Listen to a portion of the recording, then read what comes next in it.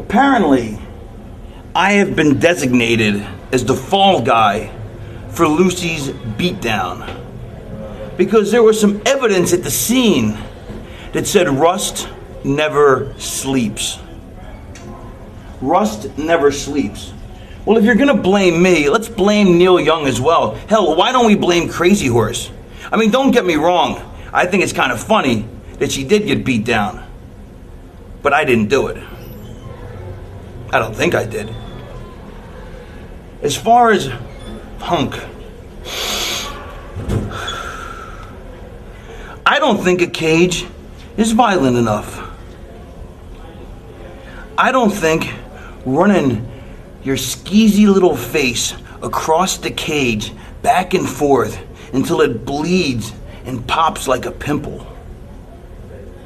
I don't think that's going to be enough. So how can I make it more violent? How can I make a match that is designed to be the most violent match be more violent than it already is? There's only one way. And all I can say is, welcome to Ravens, Clockwork Orange, House of Fun, cage match. Quote the Raven, nevermore. So anyway, like the girl's like 8 inches. I was like, no, I'm like 12. All right, what promos do we need tonight? Promos, you know what promos we gotta do. We got a low-key, homicide. I'm on one show. I'm in Japan, and what happens? One show since November I miss, and my people start dropping like flies. Ace and Commander are scared to be here right now because of some little note that says Rust never sleeps. I saw the videotape, and we're investigating Rust right now. never sleeps. That's Raven's tattoo. I'm not stupid. I don't know. Who did it? I don't know. Who did it? Did you see think the footage? I saw the footage. So we're investigating it right now. I can tell you, we will find out who did it. What's up, baby? Excuse me, kid. Yo, what's up? It's time again. Ring of Honor show. Yo. One show. I'm going one show. And who's it? Special K gets to interrupt CM Punk now? Whoa. This is Diablo Santiago. He's Omar Tortuga, and we are the Outcast Killers. And we'll party like it's your birthday. That's always great, man. Look, Feinstein, somebody close to me gets taken out at one of your shows when I'm not here, and this isn't a laughing matter, okay? Sell out, boy. Relax for a second. Why don't you go drink a beer or something? Just relax a little bit. Just relax a little bit. Sell out. Sell out, boy. Sell out, boy. Sell out, boy. Huh? Feinstein, find out who did it. I don't care if you got to put on a Sherlock Holmes hat. You find out. Find out, or if somebody in that locker room is dead. No problem. We will investigate it. Who's a sellout now? Yo. Shh. Hey. What? You know what I just noticed? What? It's been getting kind of boring lately. Sausage fest. Sausage fest, bro. We need more girls in the clique, man. I mean, no offense to you guys, but yeah, we need more girls in the clique. You know what? Let's go find some. Come on. Let's go look around. Whoa. Come on. Oh, Jesus. If she throws us down, what you care? What's up, ladies? Hey, baby. How's it going? No way. Oh my God. How about a little of this? Come on. A little. Join the song. Get away from me. Oh my God. Listen up, you punks. Listen. Ring of Honor is about athleticism, honor, and respect. Do you understand me? Not just a bunch of kids running around like this? Hopped up on whatever you're hopped up on. I know. What are you doing? What are you doing? What are you even doing in here anywhere? What are you doing here? She wants to come around. You want to dance around ringside? What's wrong with dancing? Why don't you dance once? Do you actually think you're a wrestler? Yeah, I'm a wrestler. Yeah, All right. Let's see how good you are. Tonight it's going to be me and you, one-on-one. All right? In the what? Feisty. Whoa. I got water here. You guys, I don't know about that. I don't think that's a very good idea, really. I want to see it. Listen, we got everything taken care of. Don't worry about it. Trust us. I'll take that. Just okay, let's dance. Dude.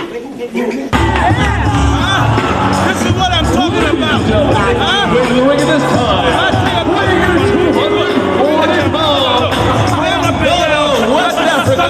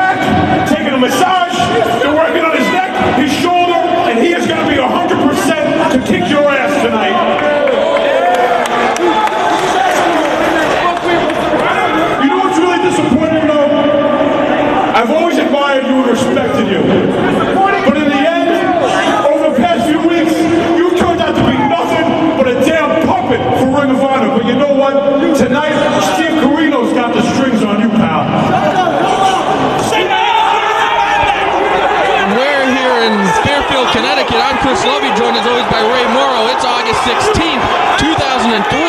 And Ray, what is going on here? We're supposed to have Prince Nana against Oman Tortuga right now. And Homicide has hit the ring. And we see what's been going on here between Homicide and Steve Carino.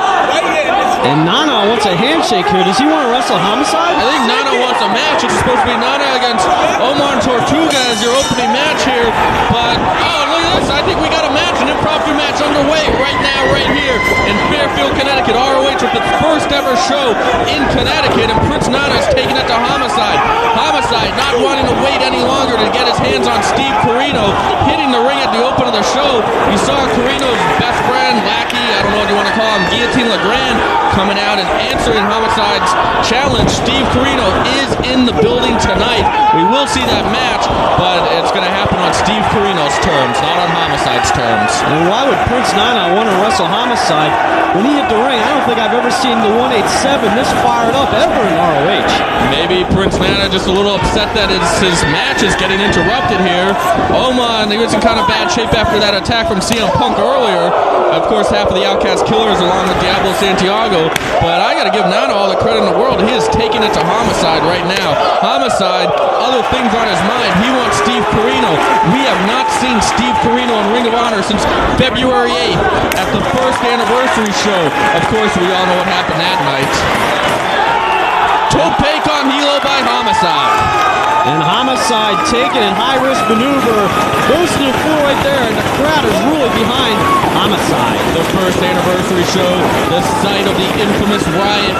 It was just something else. Steve Carino leaving Ring of Honor after the riot, citing it as an unsafe place to work.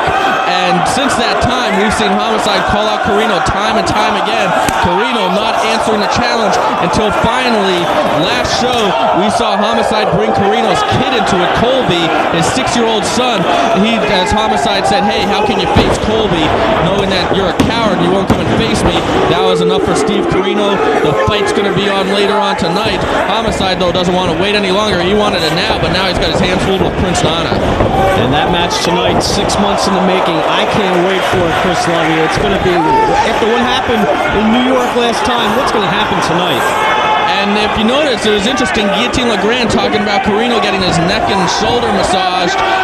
Carino having problems with that area, so that could be a sore point in this match. If you saw the video shoot interview with Steve Carino, you know that neck's been injured for some time, and he's kept that injury a secret, but it did come to the surface in that shoot interview, so now we all know about it, and that's definitely something that could play a factor later on tonight. And you notice there's no Julius Smokes here? No, not at ringside. Homicide, he said at Death Before Dishonor, if Carino shows up, they'll do a strong style match. He will leave his crew in Brooklyn, and I guess that's what we're seeing. And Homicide now going after Nana, who he's hooking on at STF. He's got him hooked. This is a move that affects the neck and the shoulder, specifically targets those two areas, and he is reaching back. Prince Nana is struggling.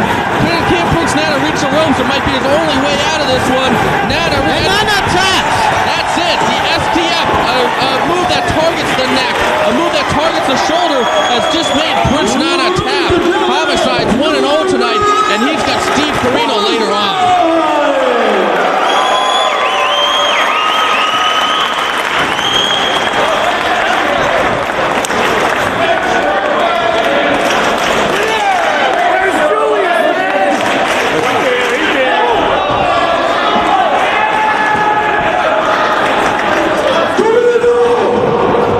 Put your pictures, because these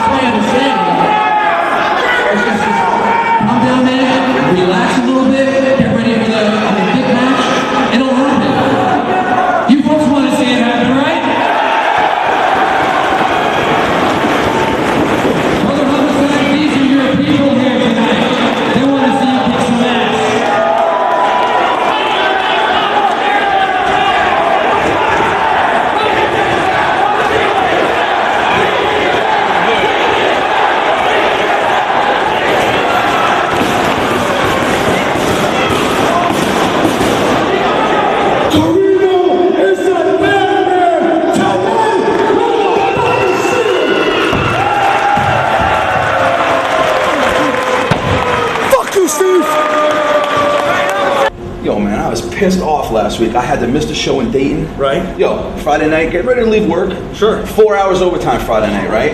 4 hours. Boss comes up and says, we ain't done. We're working Saturday. I say, yo, man, I can't work Saturday, bro. I got a wrestling show. I got to drive to Dayton. Jesus. We ain't done with working. Oh my God. I get done with work Saturday. Right. That's not the worst part. Get done Saturday, go home. Finally relax a little. Figured I could relax. Right. You think so, right? Right. Drink a couple beers. Sure. You know how that is. Kids are crying, nagging. Wife's on my ass. Fix this, fix that. Our goddamn house is falling apart anyway. Who cares, man? Oh, man, you think that's bad, right? I actually make the drive to Dayton. Yeah. I drive all night, 10 hours to Dayton, Call me on the Ohio. phone. You know what I'm saying? Call me. We do the match, we do the big scramble. I lose the fall. I take the pin. You. Because the little Special K guys, they're out there, they're grabbing the ropes. It's the cheapest finish in all of scramble match history. You know what I'm saying? Dude, I'm really starting to hate those little skinny little pricks. Hate! Yeah. Hate! That's what I'm talking about. Now, hate's a word I like. Because hate that describes the feeling I have for every team in the match tonight. We'll take out our frustration. Scramble match. That's right. You got the SAT, you got the big baby faces, the darling of the fans. They come out there. It makes me sick when you people, you get up on your chairs, you cheer because they saw you do some innovative move, right? Almost makes me as sick as your fat wife, Oh bro. my God, bro. Don't even get me started on that. I'm trying to cut a promo here. Cut the you know promo. what I'm saying? Cut the promo. Backseat boys. They come to the ring. Pretty boys. They get dollar bills shoved down their pants. I don't know about you, bro. I do know about you. You, like me, got to get up Monday morning, go to work, slave for every dollar we get. We don't have some rat sticking dollar bills down our pants. We stick the dollar bills down the rat's pants. That's right, bro. And you know who's left, right? You know who's left? Special K.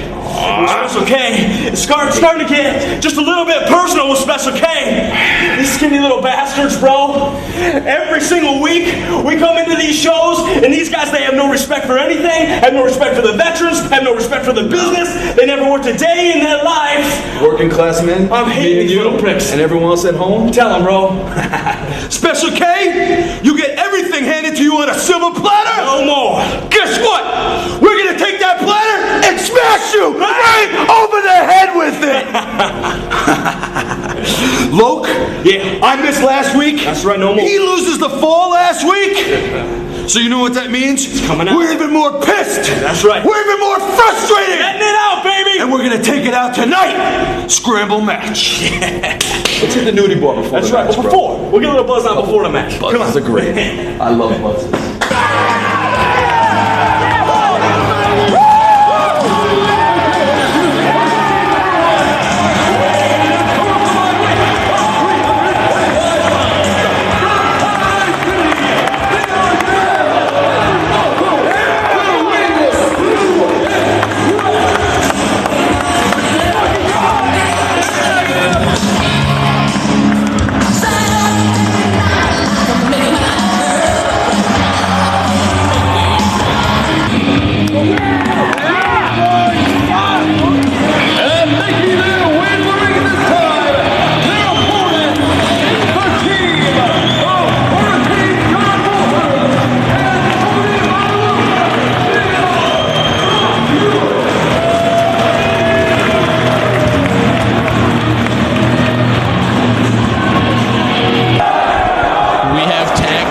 Now, Dunn & Marcos, the Ring Crew Express, they are in there with the new duo of John Walters and Tony Mamaluke, the Purists. And the Purists looked absolutely incredible in their debut at Death Before Dishonor. Looking very impressive. They did in Elizabeth as they got a win over the Outcast Killers. Let's see what they do against Dunn & Marcos. As you take a look at the top 5 rankings right now. Who we did see last week get taken out by Jim Cornette and the Prophecy. But you know what? Dunn & Marcos, they're still on a winning streak, Chris. Dunn & Marcos, they did score that huge win over the team of Prince Nana and Jimmy Jack Cash at Wrestle Rave. And don't forget, Jack and Nana, they were supposed to get, they were supposed to make an impact on the tag team scene, and Dunn & Marcos presented that quickly. Here's another team that's supposed to make an impact on the tag team scene, and Dunn & Marcos, well, they could end this tag team too if they score another upset victory. And we're looking at John Walters in the ring. I'm so impressed by this guy, Hurricane John Walters. I mean, you could do it all, Chris. John Walters, he is a breakout star. He is what's known as a blue chipper. I mean, this guy has it all going for him. And not only that, but he knows hold after hold. As we skip ahead about a minute or two into this match, Tony Mamaluke now in there taking it to Dunn. And Mama Luke goes for the cover right here, as the purists have been taking it to Dunn and Marcos here early. Hey, don't worry, people. That's the only edit you're going to see on this tape. And now Mama Luke, he has Dunn in the ring. Whips him in, but no. Dunn's got him up. What's he going for? Big glory bomb and drops Mama Luke right on his face. Dunn has taken a lot of punishment. He needs to tag into Marcos. Mama Luke, he needs to tag into Walters after that glory bomb. Walters on the outside begging for the tag. The crowd getting into this one. We're seeing some solid tag team action right here. And Dunn tags in his partner Marcos in like a house of fire, trying to rock Mama Luke like a hurricane there with a Hurricane Rana. And he ducks, and a nice kick right there. Mama Luke's down. And it looks like it's breaking down here in Connecticut. A whip in. You should see some Dunn and Marcos double T move, double leapfrog. There's a kick, a boot, and a super kick by Dunn. Nicely done. Ref Andy Jones looking for a 3 count, but Dunn and Marcos, they got to go for that cover. That's an experience right there. And they went to the well once too often there with that celebration. It looks like Marcos is caught on the shoulders of Mama Luke. And what's this? Ouch! Wow, what a maneuver there. John Walters driving the knee right to the back of Marcos, and he is stretching him. John Walters knows so many submission holds. And here comes, they got Dunn. Mama Luke taking him, drops him on his head with a Saito suplex. Dunn still in that stretch. We saw them do this to the Outcast Killers. They're just ripping Marcos apart. And he had no choice but to quit. What an impressive victory there by the purists, John Walters and Tony Mama Luke.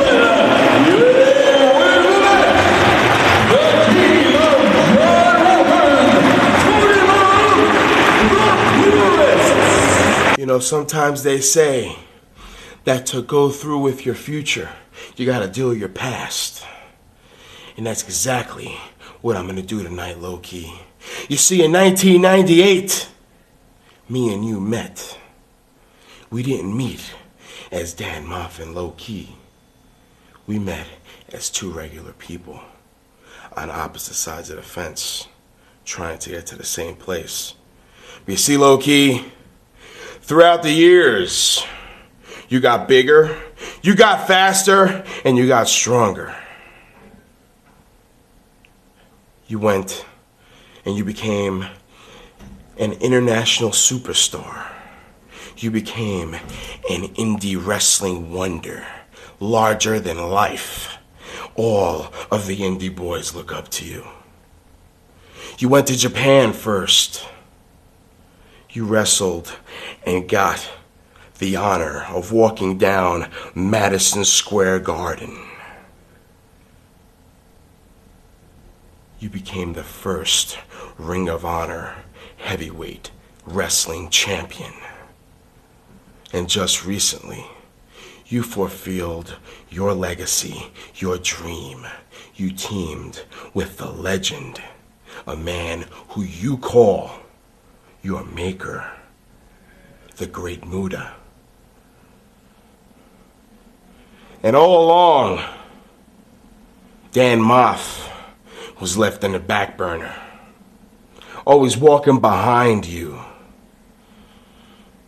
always held back. But you see, it's a new day, it's a new age, low-key, because Moff grew up, Moff got bigger, Moff got badder, and Moff turned into one of the biggest badasses that Ring of Honor has to offer. See, but that's not proof of the pudding, my man. Because tonight, it's me and you for the first time in your house. Because yes, low-key, I'm gonna go on record and say that, damn it, you were an intricate part of the success of Ring of Honor. But see, I'm here, I stand before you to tell you that that's yesterday's news. That's yesterday's news, my man. Because, my friend, tonight you look eye to eye with the original demon from Bed-Stuy Do or Die. I don't stand before you as the Hit Squad. I don't stand before you as Mafia. I don't stand before you as this. I stand before you as the hired assassin, Dan Moff. I stand before you under the watchful eye of the fallen angel Christopher Daniels. A man who has chosen me to walk in his footsteps and take me to another level. You see, low-key, I'm tired of hearing about you. I'm tired of reading about you. I'm tired of flipping in a videotape. I'm tired of your little stupid music playing and the people chanting low-key, low-key, low-key, low-key, low-key. Piss on low-key! Piss on you, my man! I'm sick and tired of this garbage! It's my turn! It's my time! And then I came to the sickest realization of them all! Just the other night, I'm sitting in my house, in the privacy of my own goddamn house! And I go to tuck my daughter in before she goes into bed. And I say to her, just as a daddy would say, just as fooling around terms, I say, honey, who's your favorite wrestler? Who's the best wrestler of all time? She said, well, Dad, I knew she didn't want to hurt my feelings. I thought she was going to say something silly. But she said low-key. She said low-key.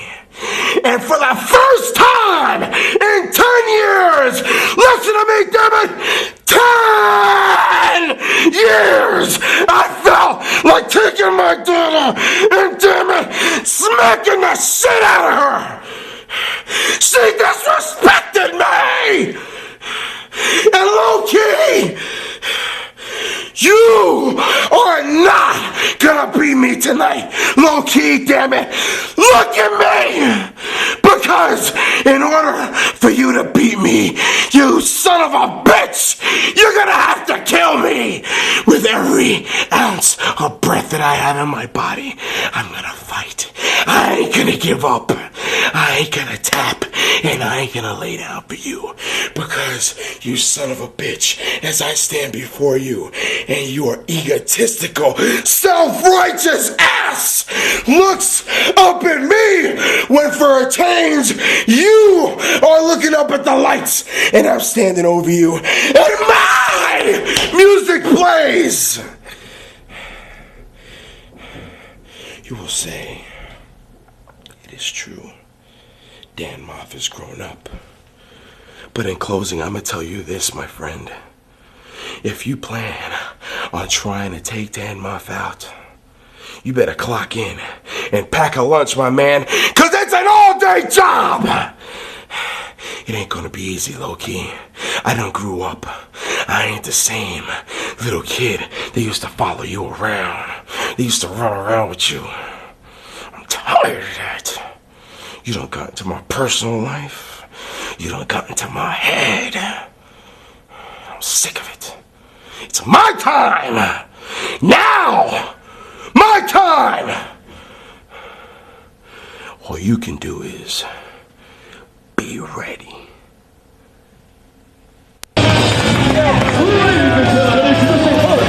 Weighing in at 235 pounds, from Cincinnati, Ohio,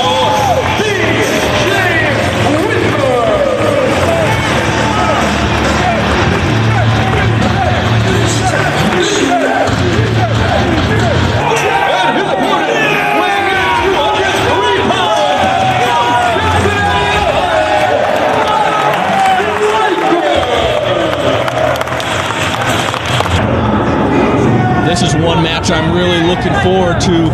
B.J. Whitmer in the white against Matt Stryker in the green. Two guys who have slowly climbed the rankings here in Ring of Honor, and this is perhaps the biggest match in each man's Ring of Honor career, as the winner of this one will get an invitation into the Field of Honor. And as we found out last week in Dayton, Ohio, thanks to Colt Cabana, we pretty much know what the Field of Honor is. It's a tournament. We already have a few participants already invited, including Jimmy Rave, Colt Cabana, and Chris Sabin. Let's see which one of these two can make it into prestigious Field of Honor. Xavier also added into the Field of Honor. The Field of Honor, as you mentioned, it is a tournament. I do have some more information on it. It will be a round-robin tournament. 8 people will be in it. The 8 grapplers will be divided into 2 blocks of 4, and within your block, you will face every other man in that block. The winner of each block will meet each other in the finals, and now determine the first Field of Honor champion. And the winner of the Field of Honor, no doubt, will see his career skyrocket to a new level, and that's why everyone wants to be in it.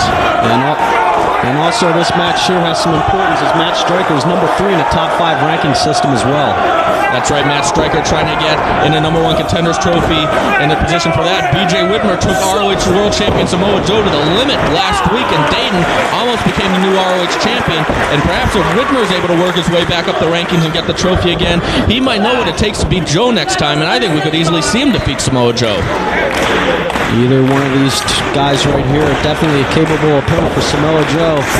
As we see Stryker working on, these guys know each other so well, going back and forth. It's really fun to watch these two guys grapple in the ring, Chris.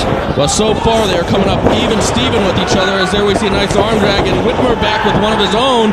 Both guys mirroring each other, and when you want to talk about even matches, I would say that B.J. Whitmer and Matt Stryker, they match up to each other pretty much identically.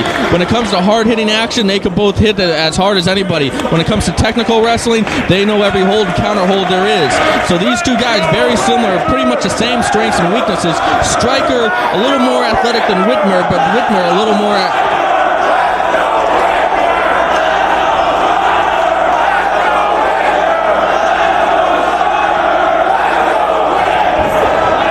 and there you hear the crowd totally showing their respect for both B.J. Whitmer and Matt Stryker. That's what I love about Ring of Honor. You don't hear that anywhere else. You come to an ROH event, you might hear half the crowd chanting one wrestler's name and the other half chanting the other guy's name. It really creates such a special atmosphere that you have to be here live to appreciate. But what I was going to say before is you see Whitmer not giving a clean break right there, hitting him with the forearm and then a leg lariat. Whitmer, while Stryker might be the better athlete, Whitmer, when it comes to power, he has the advantage there, and that's maybe why he's doing something like hitting him with that forearm when the ref was calling for a clean break. A lot on the line in this match. It's just like the crowd was 50-50. I'd have to say that this match is 50-50. Both these guys getting in some early offense, but nobody really has the advantage yet. Stryker, he's got some momentum going into this one as he defeated Justin Credible just last week in what can be considered a minor upset. And look at Stryker fighting back with a forearm, just like B.J. Whitmer did moments ago. And now a leg lariat by Stryker. It was for the cover right here early on, but no, not enough. A 2 count by referee Paul Turner. These two guys absolutely mirroring each other in this one. They've gone hold for hold with the same move for move. Neither man letting the other get an advantage. Of course, both guys, no strangers to each other. They've had many matches outside of Ring of Honor. In Ring of Honor, they only met once, and that was in a 4-corner survival on March 22nd. So both men really looking to shine, looking to get the better of this one. And when you have an invitation in the Field of Honor at stake, that is absolutely huge. The Field of Honor can make new stars for 2004. And I can't wait to see this Field of Honor when it happens this fall. And what you're telling me here is that one of these guys isn't good enough to make the Field of Honor. I think ROH officials have hit a home run with the matchups that they can have this fall. The Field of Honor is going to be absolutely incredible. That's why everybody wants in it. It's going to make or break your career. Stryker and Whitmer, they've made so much progress in ROH, but they need that one big victory, that one big thing to push them into main event status, and that thing could be the Field of Honor as Whitmer tastes the steel. Wow, he hit the rail like a ton of bricks right there, and he's really feeling it on his back. Matt Stryker has an early advantage as he's taking it to the floor. Matt Stryker now getting more aggressive, whipping Whitmer into the other side, once again into the steel. Wow, Whitmer's really feeling it. Look at the look on his face. And Matt Stryker very aggressive here, a lot on the line. He's got to protect that number 3 ranking as well. You're 100% right about that one. And you hear this crowd showing their appreciation for both men. What an absolutely tremendous crowd we have here at Sacred Heart University in Fairfield, Connecticut. Great turnout as well. As there you see Whitmer into the barricades again. Uh-oh, Striker catches him. He's got him. Whoa! Dragon screw on the floor. Wow, that'll hurt your back and his knee as well. Look at him gripping right there. And you see Whitmer wearing that knee brace. The knee has been a chronic problem for B.J. Whitmer. Matt Striker very well aware of that, targeting the knee with that dragon screw on the floor. Definitely both men getting more aggressive here after mirroring each other early in the match. They know what's at stake, and they know they need the victory, as now Striker getting relentless on working on that knee, and Whitmer can't allow this to happen because we know what Striker's setting up for. And that's the Striker lock right there. And look at him working on the knee, kicking the back of his quads right there. He's really opening up a can of worms right here, and B.J. Whitmer's in a lot of trouble. We see what Matt Striker's done in matches earlier this year with Chad Collier and everything. He'll make you tap just like that. Especially the Striker lock. It puts so much pressure on the knee, causes so much pain to the joints, to the tendons. B.J. Whitmer, if his knee is already weakened, he might have no choice to tap. Of course, Matt Striker, he's got to watch out for that Exploder 98. And B.J. Whitmer, he's shown he can win the big match. He did it at Death Before Dishonor in that show-stealing 4-quarter survival. Can he do it here? A nice variation of the Dragon Screw right there. I think he had an extra rotation on it. That's right, a modified Dragon Screw took him over. One more revolution, landed on his face. And look at Whitmer, he's in excruciating pain. He's got it, he's got the Striker lock, but Whitmer right in the ropes. Paul Turner calling for a break. And Striker maybe just a little bit out of position right there. He should have pulled him in the ring into the middle a little bit more. We could have had a tap right there.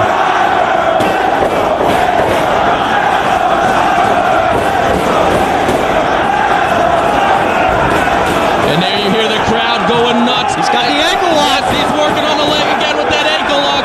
Let's see if Whitmer can get out of the hold. He is in the middle of the ring, nowhere to the ropes. But look at that tuck and roll. And the momentum causes Striker to go to the floor. Beautiful counter hold by B.J. Whitmer. What a defensive move there by Whitmer, but he's limping. He's taking a lot of punishment. But let's see if he can follow it up, because this is the first time Striker's been at a disadvantage. Whitmer needs to follow it up if he's got any chance of winning this one. B.J. Whitmer, this guy is a horse. He's as tough as they come. He proved that against Samoa Joe just last week. And what's he going for here? Oh! Neckbreaker on the concrete! My God! These guys putting it all on the line to get into the field of honor. They know this is what they need to bring their career to a new level. And they're putting it there. There's no telling what they'll do to get into the field of honor. As right now, Whitmer smartly rolling Striker into the ring. You can't win on the floor. Of course, no countouts in ROH. If you're out there too long, you can be disqualified. But Whitmer knows if I'm going to get a pin or submission, I need to get Matt Striker in the ring. And that's exactly what he did while he's hurt. And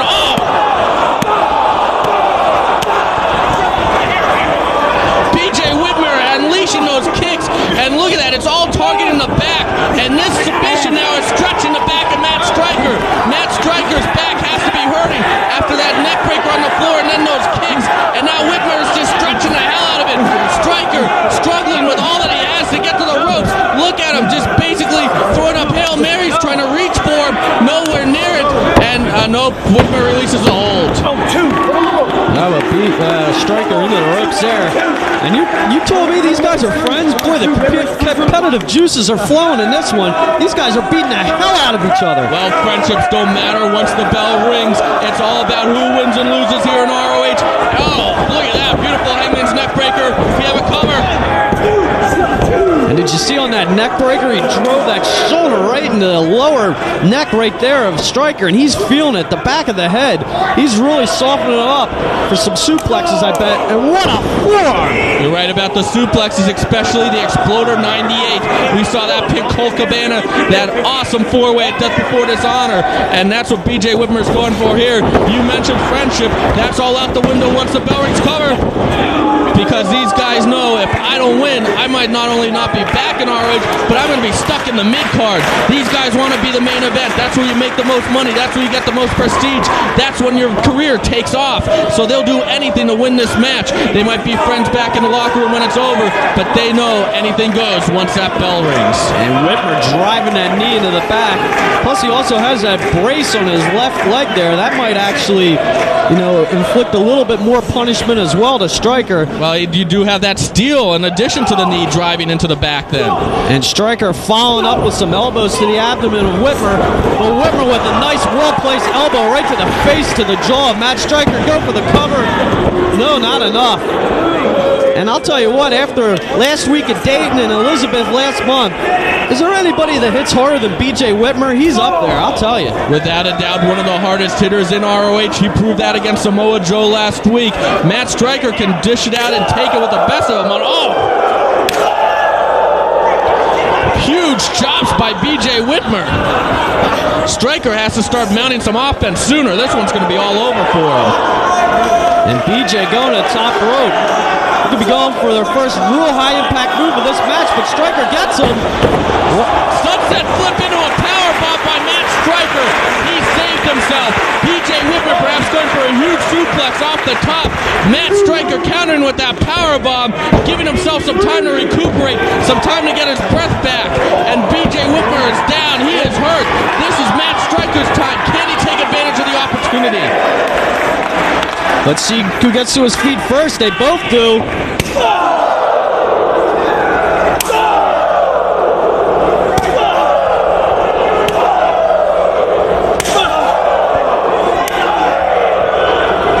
It's Ric Flair versus Ronnie Garvin with those chops. Oh my God. They're just lighting each other out. And there's a nice neck breaker there. And then a big boot. Whitmer is down. We got a cover. No, not enough. 2 count there again. Whitmer, he took a lot of punishment there. He dropped on that exchange. And Stryker following up. Nice European uppercut. He's got Whitmer staggered, but Whitmer reverses it. Suplex! He just suplexed Stryker out of his boots. Cover! Still not enough. And that was the suplex Whitmer was looking for, because he was softening up that back and neck earlier. Let's see if he goes for another one, Chris. Well, he's got to be setting up for that Exploder 98. Oh, look at that forearm right to the mush of Matt Stryker. And another one. Stryker's dazed. And here comes a roaring one. No, Stryker catches him. Oh, suplexes him on his head. And Stryker follows up with a big suplex. This could be it. No, not enough. 2 and 7/8. So close. How much heart and determination must BJ Whitmer have to kick out of that after being dumped right on top of his head? Matt Stryker's fired up. He can feel it. He knows victory is right around the corner. He might be one big move away. Of course, he uses that Death Valley driver, and he goes for a forearm. And Stryker again with another one right to the chin and jaw. He's going for a third, but no, it's blocked. Whitmer blocked it just like Stryker did before. Whitmer now has him hooked. Takes him up. Vertical suplex. Textbook suplex goes for the cover. Still not enough. So close. So much on the line here in Connecticut. What's it going to take to win this match? Both men unleashing vicious chops, brutal forearms, head dropping suplexes. What's it going to take as now Whitmer into the corner? Stryker in, no, gets Smith with a back elbow. And Whitmer now going to the top. But Stryker meets him with a vicious forearm. That could have knocked him out. Stryker climbing up. Whitmer's in a bad spot right now. Hold on, he's got him hooked. Oh no! This could be the Death Valley driver. This could be a Death Valley driver for the top. It's going to be all over for Whitmer if he gets it. He's got the big man up. He falls backwards. Oh, dangerous!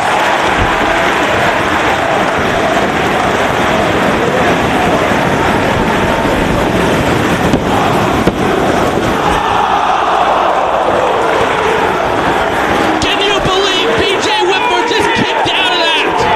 How is he even alive, let alone kicking out on that? A Death Valley driver from the top rope. Not enough. BJ Whitmer's determined to go to the field of honor. Nothing is going to stop him. This crowd in disbelief. Stryker has to wonder, what do I have to do next? Maybe he has to go back to the knee. I don't know. But Whitmer gets hit with a forearm. I think we might even see a KO in this one. Oh, and he just crotched him from over the top rope. Matt Striker's in a very bad spot now. Whitmer's got him hooked. Whitmer going all the way up to the top. Both men on the top rope. Superplex. Look out below. That Whitmer going for the cover. Chris, what the hell do these guys got to do to get a pinfall victory? Well, I'm going to analyze this right now and say the only way Striker's going to win is to get that striker lock and get the knee to give out on BJ. And BJ, he's going to go for that Exploder 98. But let me tell you, I wouldn't be surprised to see a knockout with the way these two are hitting. What heart, what determination we're seeing here. And all of this is just for an invite to get into the Field of Honor. Woo, good point there. Can you imagine what the actual Field of Honor is going to be like? Super kick. He might have knocked out some teeth there. Whitmer following up. He turns him around. If he gets that arm hooked, it's the Exploder 98. Hold on. Yes, he's trying to get the arm. He's got it. He's got it. No. Back elbows. Matt Striker saving himself right there. Now, both men go for roaring elbows. They connect. Both men down.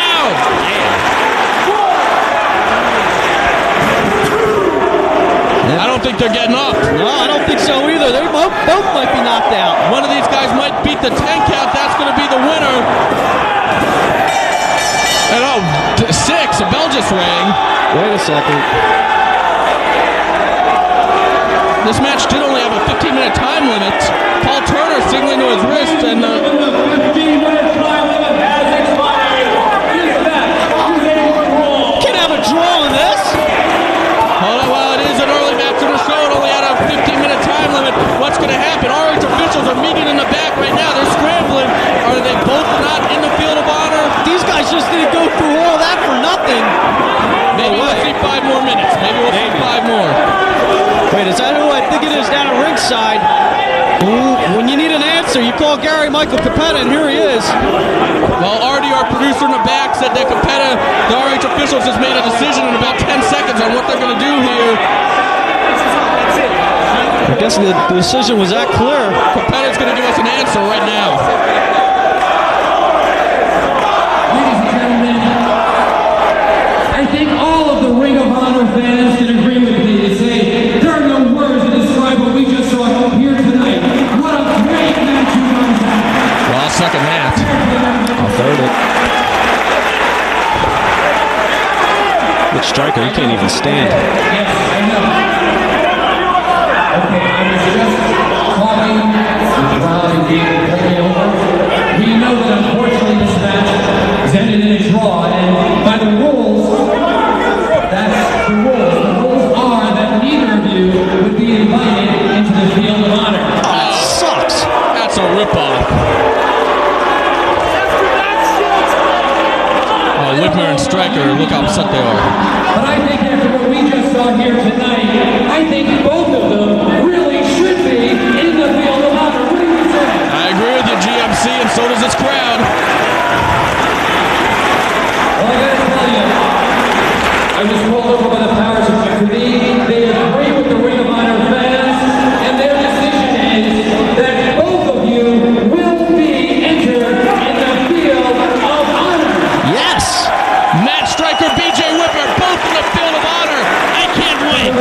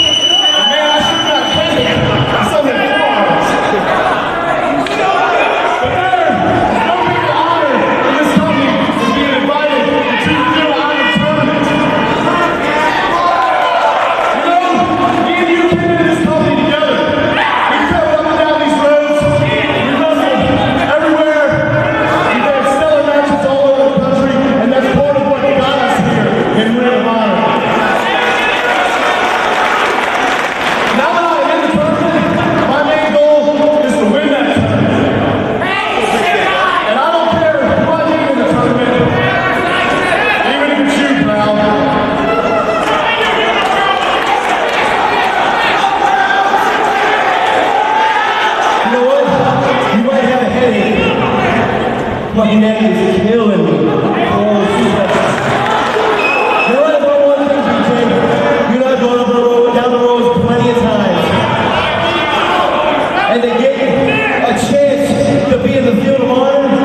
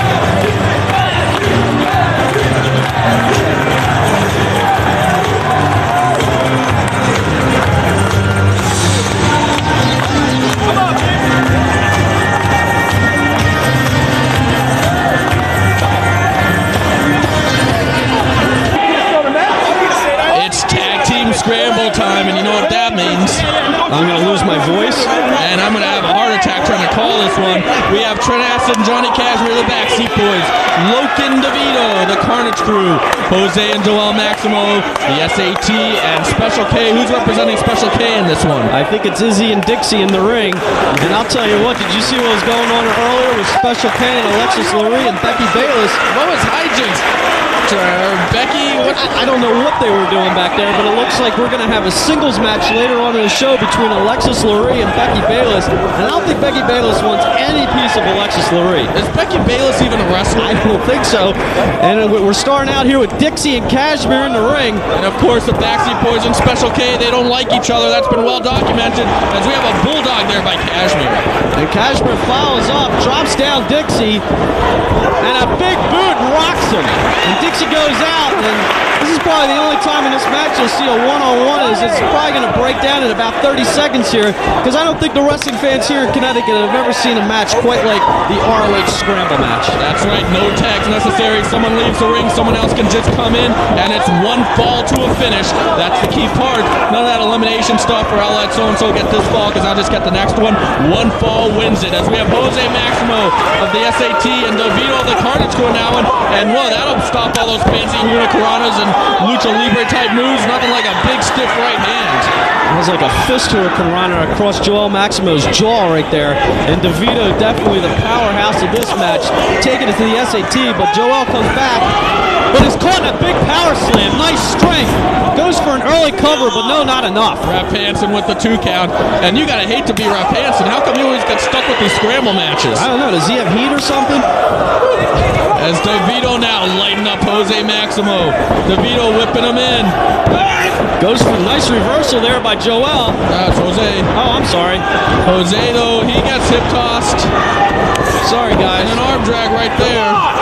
We have a stalemate right here. And DeVito's showing that he can wrestle as well as fight. And the tag goes, and we got Trent Acid coming in. Of course, the Backseat Boys. Kind of weird seeing the SAT sign a tagging a member of the Backseat Boys as there's distant death before dishonor when the Backseat Boys, well, they hit their partners, the SAT, with the dream sequence and the T gimmick after Joel Maximo caused Trent Acid to be pinned in that match. And we see Loke also. I think he wants a part of Special K as he took the fall last week in Dayton. He's pretty pissed off about that. I'll hang with you any day, bitches. Okay. And now we have Trent and Loke in the ring. The Backseat Boys, they claim to be the world's greatest tag team.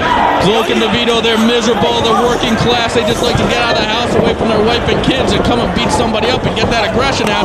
And that's what we're saying here. But right now, Trent Acid taking it to Loke. Nice combination of moves right there. Double kick and a forearm. Trent setting up Loke in the corner. What's he going for? A double knee in the corner. Wow, Loke's favoring that jaw. He took some early shots there. Ducks the Mafia kick.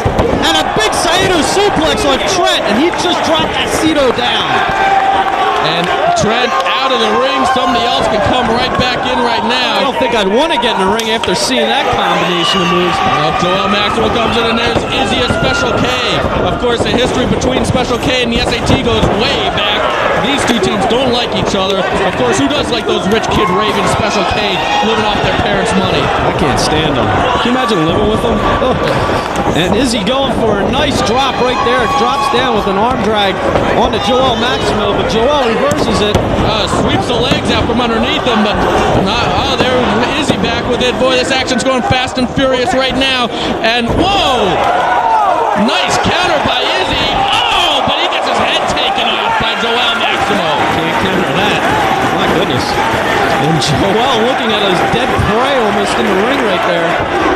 And of course, Loke, always looking for a fight, comes right in with a forearm and a kick.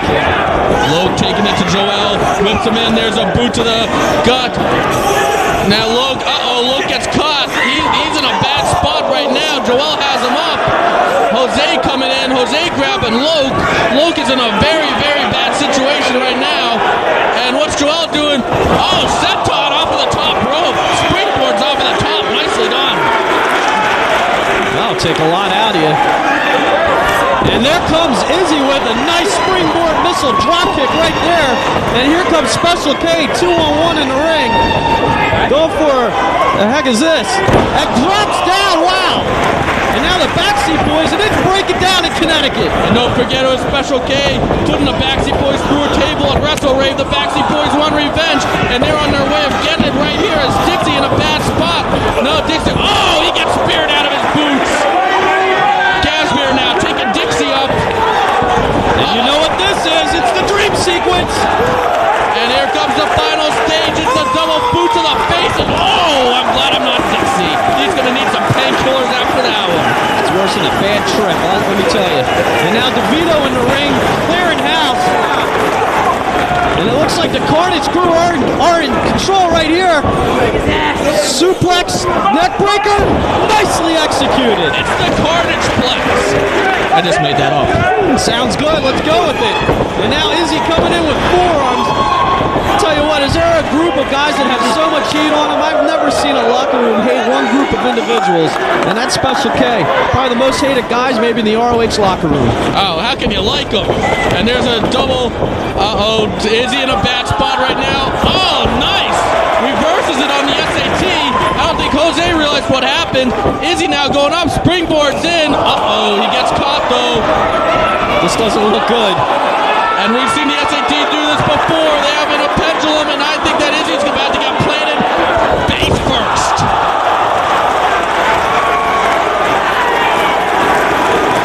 And Izzy might be out.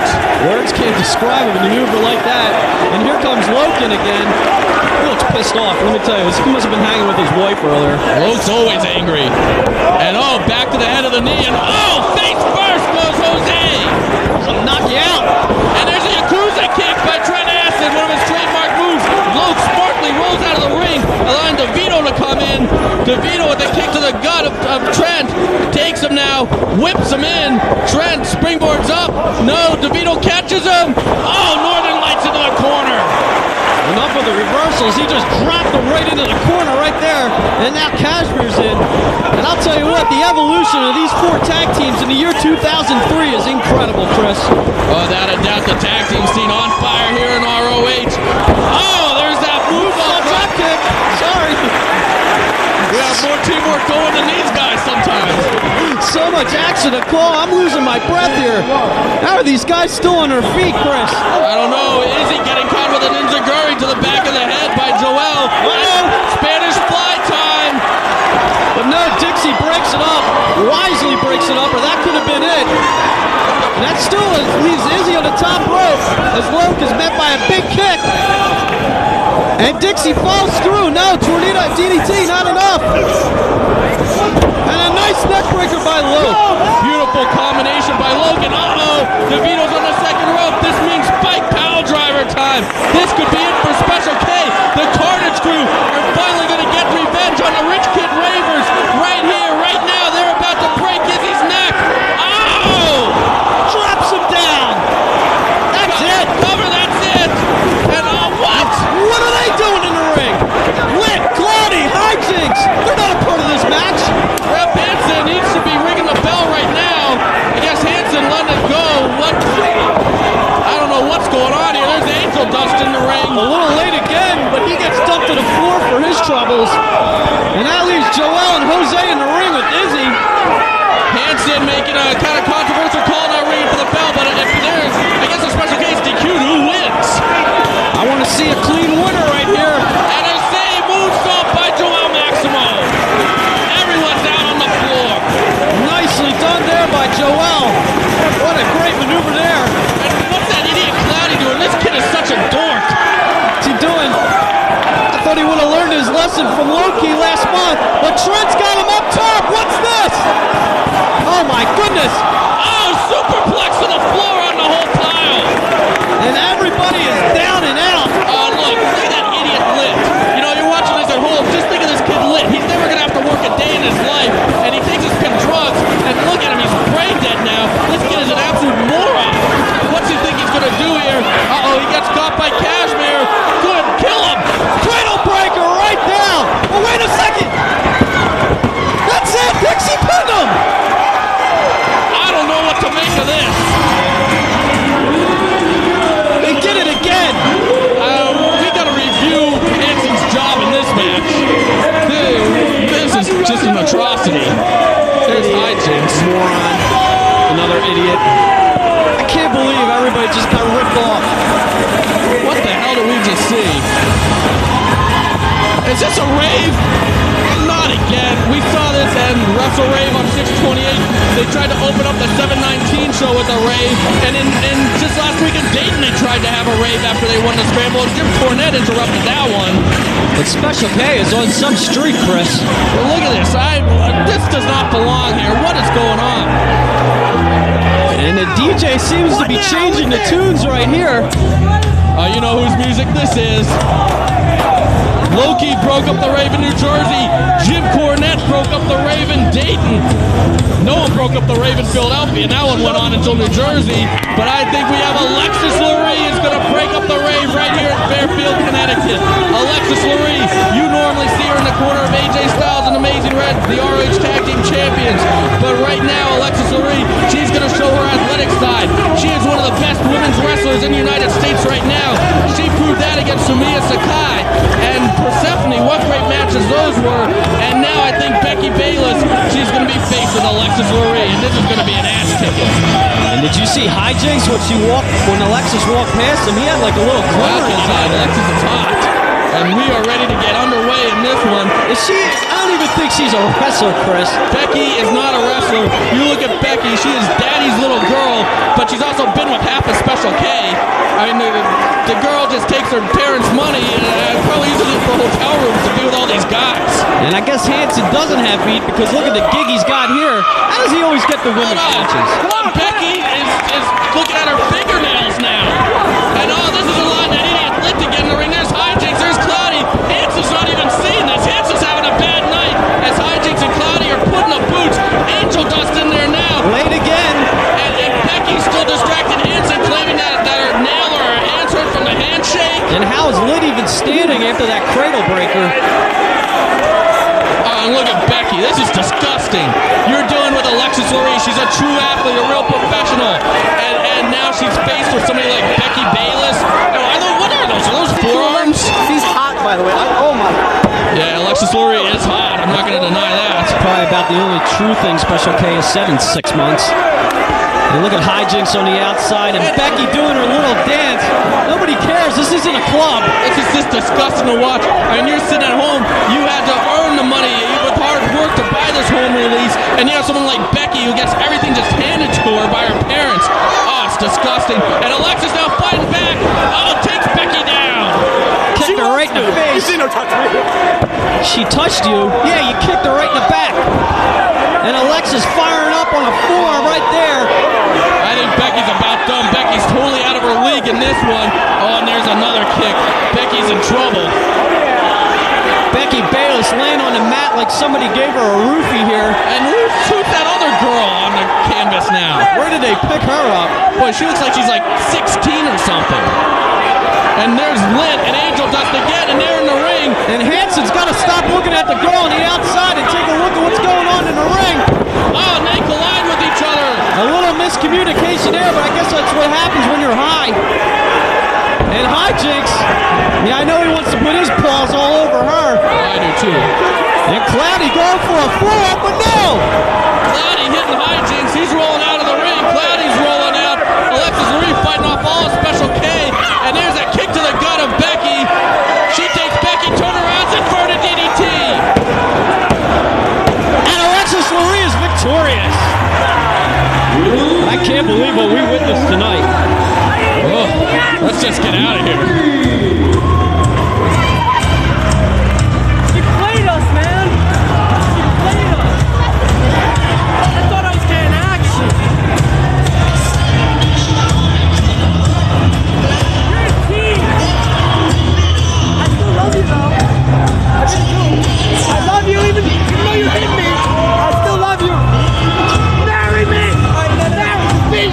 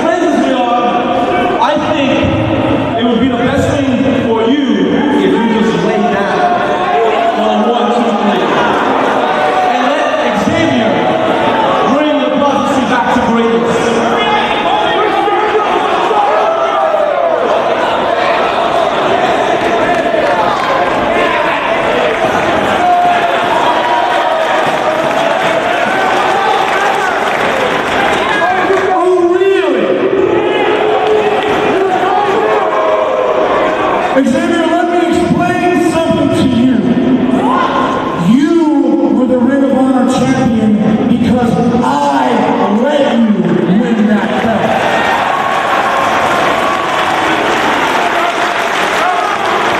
You were the Ring of Honor champion because it was my plan for you to win that belt from low key. And let's be honest, if there's someone in this ring that has the smarts to come up with a plan like that, it certainly isn't you.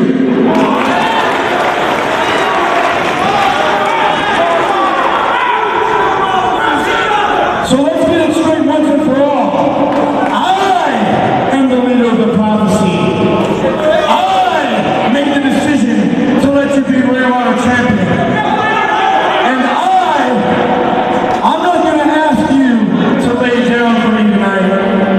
Because the truth is, I don't need to ask you to lay down for me tonight. I don't need you to lay down for me at all. If I want your back to the mat for 1, 2, 3, I damn well put it there.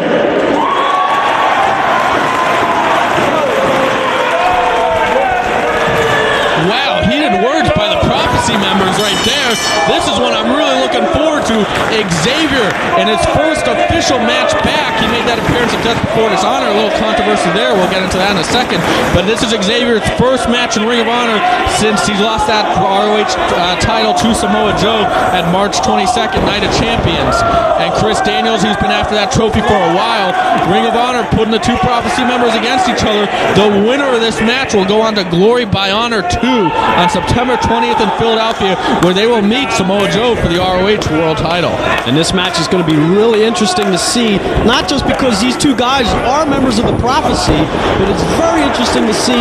Let's see if Xavier is ready. I mean, you know, he had those concussions back in March, and let's see if he's ready for this, because he's got a tough test of Christopher Daniels. Well, it was the concussion that he suffered in the Samoa Joe match. Of course, he suffered one the week earlier at Expect the Unexpected. Those have knocked him out of action until now. But I can't believe Xavier telling Chris Daniels he's the real leader of the Prophecy and asking Daniels to lay down. I don't know what that's all about here. Pretty cocky there from the ex-ROH champion Xavier, the all-around best. Well, definite heated words between the Prophecy members. And to be honest with you, I'm not even sure if Xavier is even in the Prophecy now. I mean, Chris Daniels is claiming that he knew all about Xavier's return at Death Before Dishonor. But I think after seeing that little bit on the camera that I don't think was supposed to be recorded with Chris Daniels on the phone, I don't think he had any idea that Xavier was returning that night.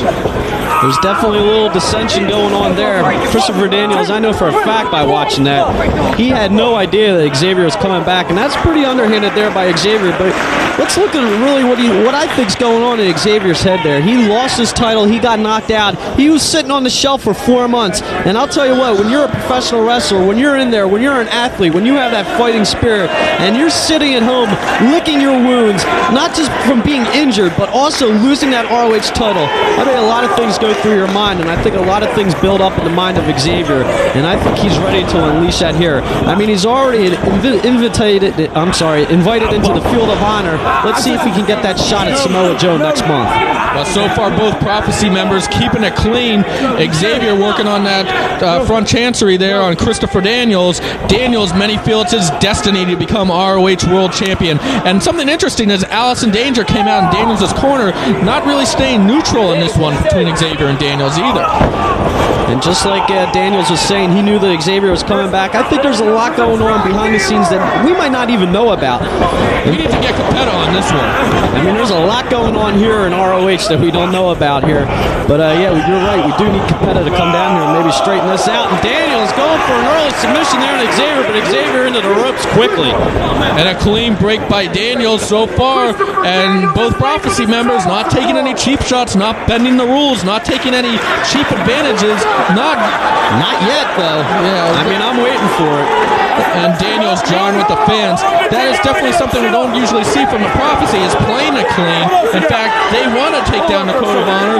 They want to break the Code of Honor. They want to rebuild ROH. match in the Prophecy's own image, and following the code of honor is something that you'll never see from him. That's why we didn't see a handshake there. And Daniel's making friends here with the Fairfield, Connecticut regulars here. You know, real quick, I'll tell you the code of honor. There is no interference or having others interfere on your behalf. You can cause the ref to go down. Can't cause any harm to the officials.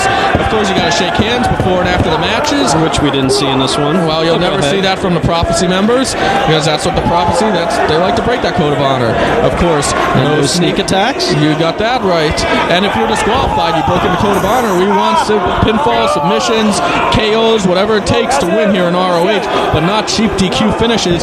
Those are the 5 laws of honor that make up the code of honor. They're like the commandments, and basically if you break them, you are shunned, just like if you break one of the 10 commandments. That's right. So now we have Daniels working on that side headlock on Xavier. They're still keeping it clean. Gary Moria right on top of everything, the referee in this one. And there's a shoulder block, quick cover. And back to the side headlock goes Daniels. And I guess Allison Danger, she is lending her support to Daniels, who is the Prophecy leader despite what Xavier says. And she is looking hot as always. And maybe that might, infuriate Xavier a little bit that Allison Danger did not come out with him this time here. Well, there's definitely a lot of subtle things going on there with the Prophecy. Did Daniels know that Xavier is returning? I don't think so. You don't think so? What's going on here? But you know what? Both men will fight when there's a chance to become the ROH World Champion. That's the one thing that's not to be questioned in this one. As you see some nice back and forth wrestling, and Xavier holding on to that hammerlock. I mean, the winner of this one is going on to ROH's biggest event yet, Glory by Honor 2 on September 20th, and now have a chance to become the new ROH champion. Everyone's going to be watching that show. Terry Funk's going to be there. Steve Carino's going to be there. Raven's going to be there. AJ Styles. It's an all-star list of talent. The eyes of the wrestling world are going to be on that event. And can you imagine if you become the ROH World Champion on such a huge show like that? That'd be great for that person. And Daniel's going for another takedown. Nicely done here. Well, that person is either going to be Chris Daniels or Xavier, because neither of them are scheduled to be in Boston on September the 6th, so they will ride right into Glory by Honor 2 with that title, and Samoa Joe is not scheduled to defend the title again until Glory by Honor 2, so we are definitely going to see the winner of this match against Samoa Joe for the ROH World title. And Xavier going for a quick pin, but no, didn't get him.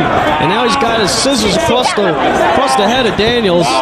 He might be choking him, nicely shifting his weight, stretching the neck there. Both men still taking it clean. This has been a very scientific match. Xavier getting the opportunity to get the trophy because this is his first match back. He's the former champion. Why not give him a chance to get that rematch? And Chris Daniels, he has slowly and steadily climbed the rankings, and this is a man that many believe it is his destiny to become ROH World Champion. And he's been involved with everything since the beginning, since the era of honor begins. And Christopher Daniels' quest is for that title. And let's see if he can come closer to that right here. Can you imagine the power Daniels will have in ROH if he becomes champion? And there's the first fist of the match. Xavier throwing a fist right to the face of Daniels, and Daniels looks upset. I think he's almost a little surprised as well. Daniels with a look of disbelief. Come on, you're fucking members here! And there you see Allison Danger. She's looking cute as always, putting in her 2 cents.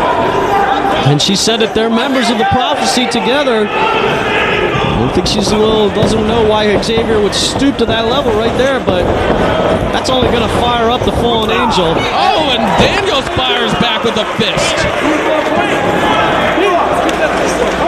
It's getting a little heated in there between the members of the Prophecy. Xavier looks a little puzzled. What does the all-around best expect? He had Daniels first.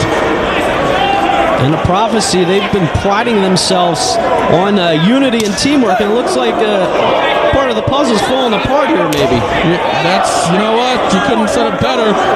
These two, they've relied on teamwork since the beginning, and I think they're going to go at it. They're going to fight? Both men just staring at each other. I mean, they know how dangerous each other are as they've tagged together so many times. They've come up with so many plans together. That plan to get Xavier the ROH title in the very first year of Ring of Honor. And I don't think they want to get in a fight with each other, and Daniel's shaking it off. Maybe they're making up here? I guess it looks like we're going back to the wrestling match here. Oh, both men had the same idea, trying to trick each other. And now we got fists flying right here in Fairfield, Connecticut. Xavier on top of Daniels. Daniels now turns it over, throwing fists right to the face of Xavier. Xavier back. Both men trying to trick each other. Both men using those underhanded tactics against each other as Xavier whips Daniels in. Daniels underneath. And Daniels, down goes Xavier. Takes down Xavier. Both guys try to double cross each other, but it didn't work. And now Daniels just dumps Xavier over the top rope. Painful maneuver for the abdomen of the former champion Xavier, the all-around best. And now Daniels has Xavier at a disadvantage. Both these men top competitors here in ROH. Daniels started out the year with a slump, has since been on fire, winning that round-robin challenge too, perhaps being the highlight of the year for him in Pittsburgh. What a great event that was. Xavier, so many successful title defenses. Who will ever forget the matches against Paul London at Final Battle 2002 and First Anniversary Show? I mean, they were just great title matches. Xavier proved his worth as a champion before losing that belt to Samoa Joe. And now it's breaking down in between these prophecy members. And Daniels working on the midsection of Xavier. We've seen him do this against Doug Williams at Night of Champions last March 22nd, and he was very effective in that match. Let's see what he can do against Xavier right here as he has picked the body part, and that's the abdomen, and he just dropped an elbow right there. You're 100% right. He is working on that rib cage just as he did against Doug Williams, and I think that's a sleeper match of the year candidate right there. That match against Doug Williams was absolutely sensational, and he was going back to that strategy as he scoops Xavier up, plants him down. Daniels hops over the top rope and drops another elbow right there. And this is really sound strategy by the leader of the prophecy, the fallen angel, Christopher Daniels, because Xavier, he hasn't had a match in about 4 or 5 months. And the first thing you might think of a guy coming back, does he have that ring rust? Does he have that stamina? So Daniels smartly working the midsection because you got to breathe in that match. And if you work on the abdomen, it's going to even make it tougher for that guy. And if he has ring rust, you're in a lot of trouble. Those ribs, they can hurt every time you breathe, every time you expand them to breathe. If those ribs are injured, you are going to feel it. And Chris Daniels knows that, and that's why he's going after those ribs. And there, Xavier draping him over the top rope, throat first up. Just dropped the sword over the rope. It kicks him, and he goes right into the rail. Wow, he went hard into that steel. And Xavier, he's got to follow it up. He's got to buy some time. Look at Daniels clutching the back of the neck. I think he went neck first into that steel, and Daniels sent back into the steel with a baseball slide by Xavier. And Xavier going to the top rope. What are we going to have here? He's going airborne. Whoa! What a beautiful maneuver there by Xavier, just taking out Daniels on the floor. On no signs of ring rust right there if they're pulling off moves like that. But you notice Xavier protecting those ribs. He took a lot of punishment earlier, but what a fearless maneuver right there. High impact is the word, and Xavier, perhaps, I think that was the first real high impact move of this match. And even the fans have to be at all with something like that. As Xavier got a nice round of applause there just for that maneuver, and now Xavier working on that neck, and a big vicious kick to the back of the neck of Daniels. Xavier going straight for the neck. He is focused on it. Both men coming into this match with a strategy. Allison Danger yelling for Christopher Daniels. Xavier goes into the ropes and hits the neck, and he's got to be going, I bet you, for that X-breaker there, because if he hits that on an injured neck, Xavier, he'll be going for the title, glory by honor, no doubt. The X-breaker, one of the most devastating neck breakers in the wrestling business, as you see Xavier stretching the neck of Daniels and then connecting with a dropkick right to the back of the neck. And both men have a sore spot right now. Xavier, he has those ribs. Daniels, the neck is beginning to hurt. It's beginning to ache. As now Xavier, takes him down. Nicely done. Into a half grab. Beautiful by the former ROH champion. And he's stretching the fallen angel right here. And now trying to file up on the neck maybe. And delivers a big chop to Daniels. And another. He has Daniels in the corner. He's really working over the fallen angel. And a big knee. And another knee to the head. Xavier's so dangerous with those knee strikes. Excuse me. Xavier, he's a perfect weapon when it comes to those knees. A big fan of utilizing them. And Daniels is down in the corner. Oh, huge knee right to the face. Ref Gary Moore telling Xavier to take it out of the corner, and Xavier does. And he's going right back to that neck with a neck ringer. And these guys going tooth and nail, back and forth. I like to see the discussion in the locker room between these two guys, as they almost are taking liberties on each other. Can you imagine your neck has been pounded, and now it's getting stretched and twisted? The spine in the back of your neck getting rotated against the grain. This is just so painful on the back of the neck for Christopher Daniels, and this could lead to victory for Xavier. Xavier could be going on to glory by honor too. And look at Xavier, he's getting that cocky smile again. And he's got Daniels, but Daniels reverses it. Xavier holds on. And Daniels back to the midsection again. Wisely done. That's why it's so important to have a weak part on your opponent, because when you're in trouble, you can go right back to that weak point, and that's what Chris Daniels just did as he drop kicks the ribs. And Xavier, as you mentioned earlier, if he has some ring rust, if he's not quite in ring shape, as they say, every time he's trying to breathe right now, he is in pain, as Daniels with a rib breaker. And Daniels now going for the cover. Not quite enough there. I mean, you can ask anybody who's had a broken rib. They'll tell you when they laugh, when they breathe, they are in pain. And that's right now what's happening to Xavier. And look at Daniels trying for the suplex, but the neck gave out. And a Russian leg sweep. And look at his stretch. The back of the leg on the neck of Christopher Daniels. And Xavier is pushing forward with all his force while stretching back with his arms. This is putting a lot of torque on that neck of Christopher Daniels. Daniels needs to get to the rope real quick.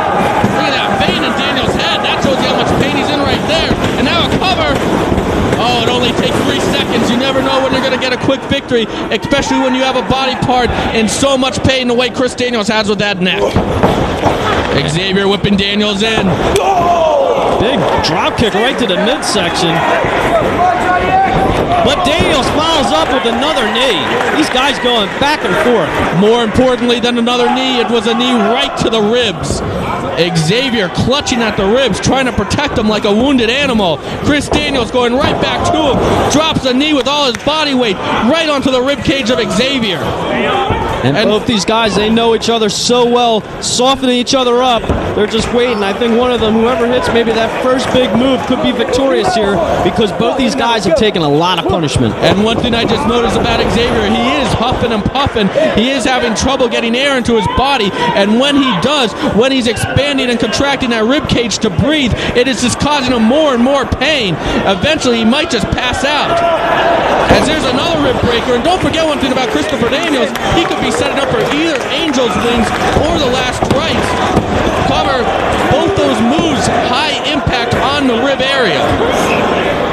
And Daniels still clutching at that neck. I don't know if he'll have enough strength to even utilize the Angel's Wings. If he does, it could lead to more punishment on Daniels' neck. But now he's going for an abdominal stretch. And this is going to be very painful for the ex-champ. This tears at the muscles in the midsection. This stretches the torso. And if it's already injured the way Xavier's ribs are, the pain is even that much more extreme. We might see a tap here. That's how much pain Xavier could be in. And he breaks the clasp of the hands of Christopher Daniels and goes for back elbows to the knees to get out of it. No, Daniels lands on his feet. Oh, inverted DDT, and that causes Daniels to lay neck first on the canvas. And this will be a great opportunity for Xavier to go for the pin, which he's doing right now. No, only a 2 count there by Gary Moyer. When these two guys are in as much pain, it only takes 3 seconds. It could be a quick roll-up. It could be a high-impact move. I like Chris Daniels' chances right now with those Angel's Wings. Oh, that's right shin to the knee, and then it's a gory right to the back of the neck. Daniels, he needs to hit the Angel's Wings or Last Rites. That's full impact right on the ribs of Xavier. Xavier, he needs to go for that X-breaker. That's full impact right on the neck. It could be about who gets that move first. These Prophecy members, they're putting their relationship, if they even still have one, on hold because they know the winner's going out of Philadelphia and Samoa Joe. Oh, look at that! Daniels now has Xavier in trouble. Spears him right into the rib cage. And if he didn't have a broken rib earlier, that'll do it. But that hurt Daniels' neck as well on that spear. That's a common injury from football players when they tackle head first.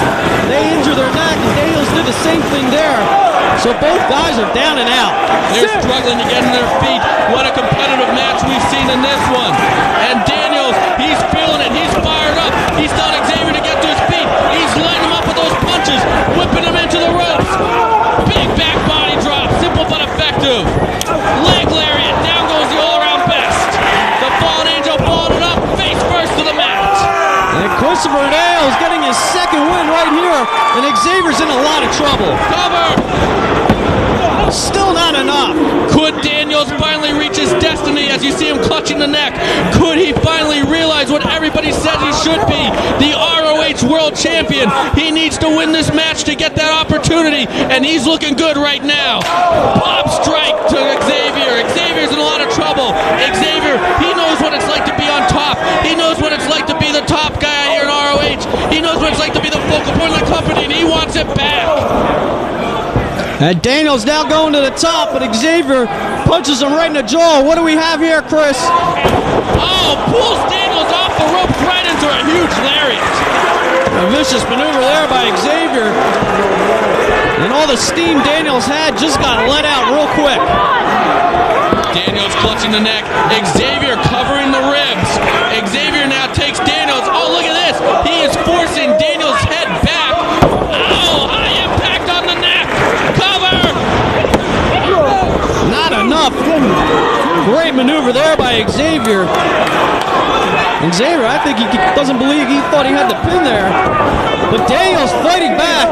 Right back to the ribs goes Chris Daniels. Shoulder block after shoulder block into the injured ribs of Xavier. Xavier has to be struggling to breathe at this point, but all those shoulder blocks hurt the neck of Daniels. Daniels now taking Xavier up. Plants him. He's pointing the corner, and you know what's coming up next. It's a double jump moonsault if you can hit it.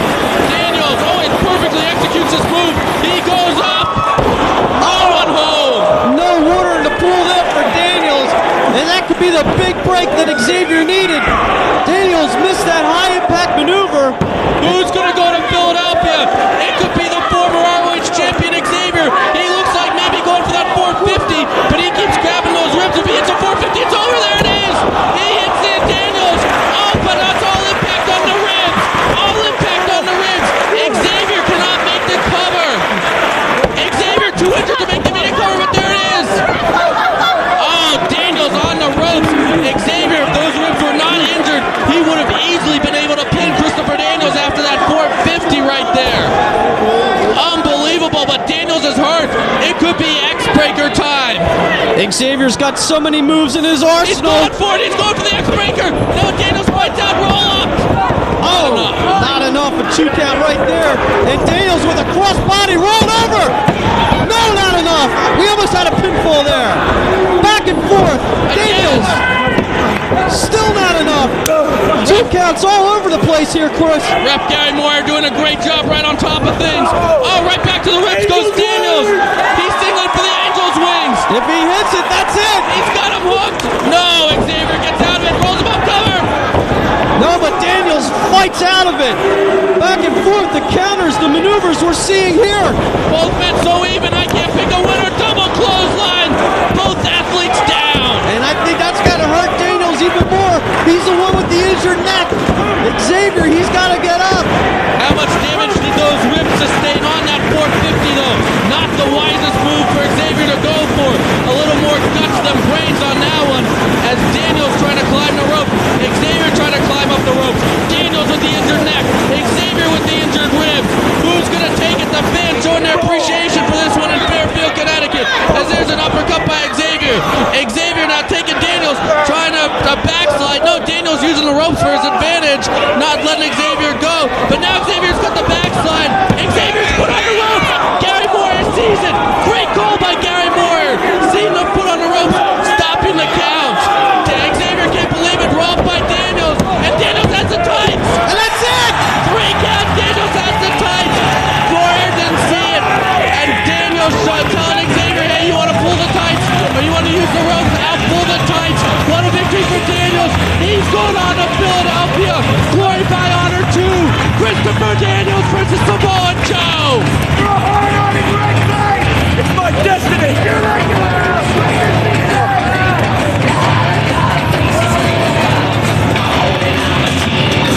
Ladies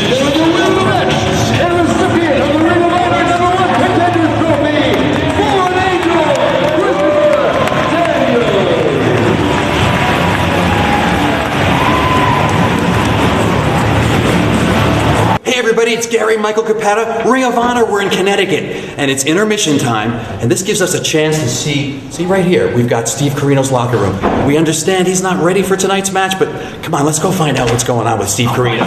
Whoa! You know where Christopher Daniels is? I don't know where he is. Who knows where Christopher Daniels is? Daniels! Thinks I know everything. Come on, everybody, let's go see. Steve Corino. Excuse me, Steve. We heard earlier tonight that you may not be ready for tonight's match, and we want to get the... where'd you hear that? Why wouldn't it be ready? Well, Guillotine Legrand said something about your neck. That's Guillotine Legrand right there. I said nothing about his neck. We would never say anything about that. We're athletes. Well, wait a minute. I was there. Making stuff up? Earlier tonight, I was there. First match. Listen, Geppetto, you want to come barging in here, get your facts straight at least, okay? Well, I don't understand it. A guy that's been in the sport of pro wrestling for 22 years, you making up stuff now? I'm just trying to get the scoop. Next thing you go on the internet, put stuff on there? No. Hey. That's fine, man. Steve, you should know better than that. I wouldn't do that, but for the fans at home, we want to just try to find out what's the fans at home. You don't think I care about the fans at home? My neck's fine, you know? All you butt out, man. Mind your own business. Well, go bother one of the other J Brones in this locker. Well, what did he say? Why did he say what he said earlier tonight? I heard it. All I said was he wasn't ready at the beginning of the show, is all I said. Yeah. He'll come out when he's damn well good and ready. I didn't say nothing about his neck, and you know it. And Kaplinski, I only work the main event, you know? And in fact, I determine when I work. You know, I'm not sitting there, I'm not going out to the first match, let Homicide do it. You know how long I've been wrestling? You know, I've been wrestling 10 years there, guy. I may be overstepping my bounds a little bit. Yeah, a little bit. But I think Ring of Honor and the Ring of Honor fans have had a lot of patience with you guys. And we're just trying to put this story together. I tell you what, no, you know what? Capizio, my patience just ran out. I'm going to ask you to the door. Yeah, but... Capizio, I'm going to ask you to the door. Yeah, why don't you go now? Just like one comment for the fans at home. Come on, please, just... Wait. Don't make me lose my temper. I'm not. Hey, I didn't mean anything. I'm not so funny now, am I? It's four-corner survival time. We are here. It's right after intermission. You see Slick Wagner Brown right in front of you. Johnny Storm making his return to ROH. Hydro and Deranged, two Special K members, I guess are going to be against each other in this match. As Ref Hansen ringing the bell, April Hunter. She is big in all the right places. She is in the corner of Slick Wagner Brown. And what about what we saw at intermission? I'm looking at April Hunter right now. Steve Corino in his own locker room. Steve Corino, I guess something's the matter with his neck. He's denying it though. But what was the CM Punk running out of Corino's locker room looking for Daniels? CM Punk seems pretty infuriated. The hell's he talking about? But Steve Corino was in there, and CM Punk busted in there. We saw CM Punk at the beginning of the tape. We saw what he did to the Outcast Killers. Hold on, cover! Oh, I thought we were seeing Nash versus Hogan there. Special K, what shenanigans are they trying to pull in this four-corner survival, trying to end it early? I mean, they already won one match. I hope they don't do it 2 times tonight. And there's again. A stiff finger to the chest of Deranged. I can't believe we were seeing this. And it looks like Hydro and Deranged coming together right here against Slick Wagner Brown. Look at the shape he's in. Normally they're a team, and Slick dumps them both over the top rope. They are being forced to wrestle each other here. Very important match for all 4 men. As now, look, Johnny Storm's going to fly. Oh, and Slick suckered him into that one. Nice lariat there by Slick Wagner Brown. Go for the cover. Not enough. And Slick Wagner Brown, we saw him last time in Dayton in the 4-way. Looked very impressive. We've seen him before in Boston. He's a great addition to the ROH roster. And I'm looking forward to seeing Johnny Storm back here. We saw him at that legendary Road to the Title show, June 22nd, 2002. One of the greatest competitors in the United Kingdom, and he has made his way back here to ROH. This match so important for all 4 men. All 4 of them looking to break out of the pack, looking to make their own identity here in ROH, make their spot, and a victory here will definitely lead them on that way.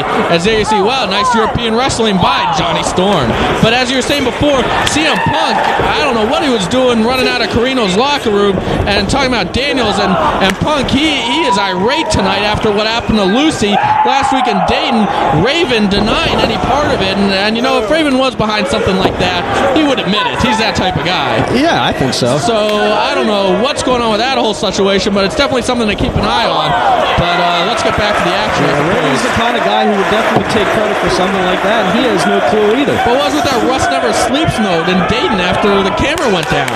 You would think it was Raven, but I don't know what's going on. Who did it? CM Punk wants to find out, and so do I.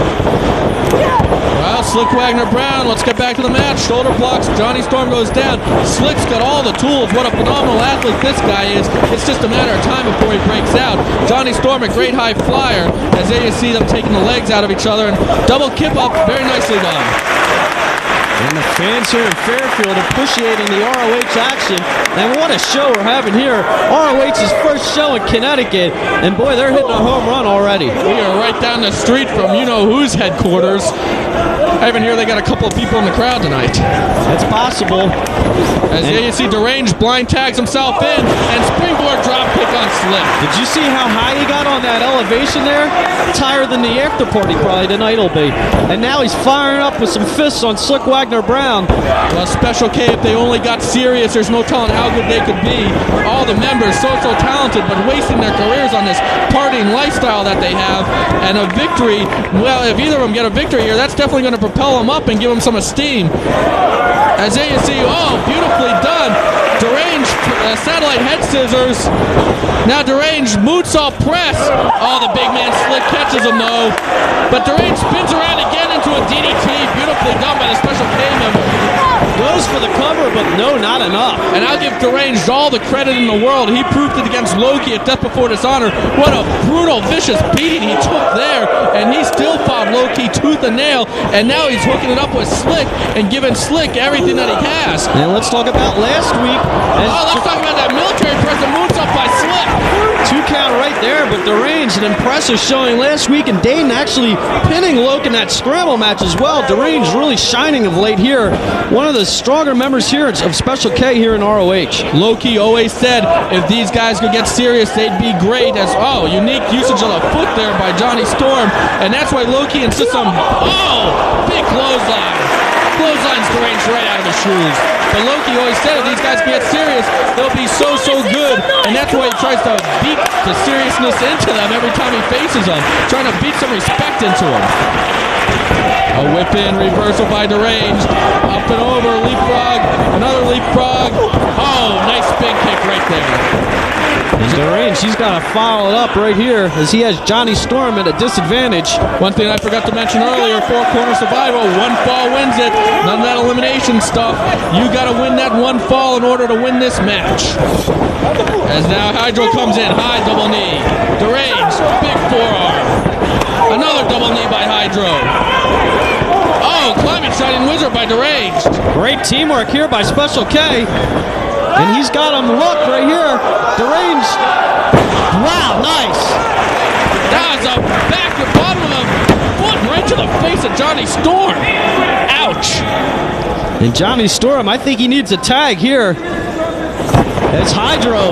Quick snap suplex right there. Did you see the velocity on that one? Hydro, a definite future star. He needs to get off the whatever they're on in Special K and get serious.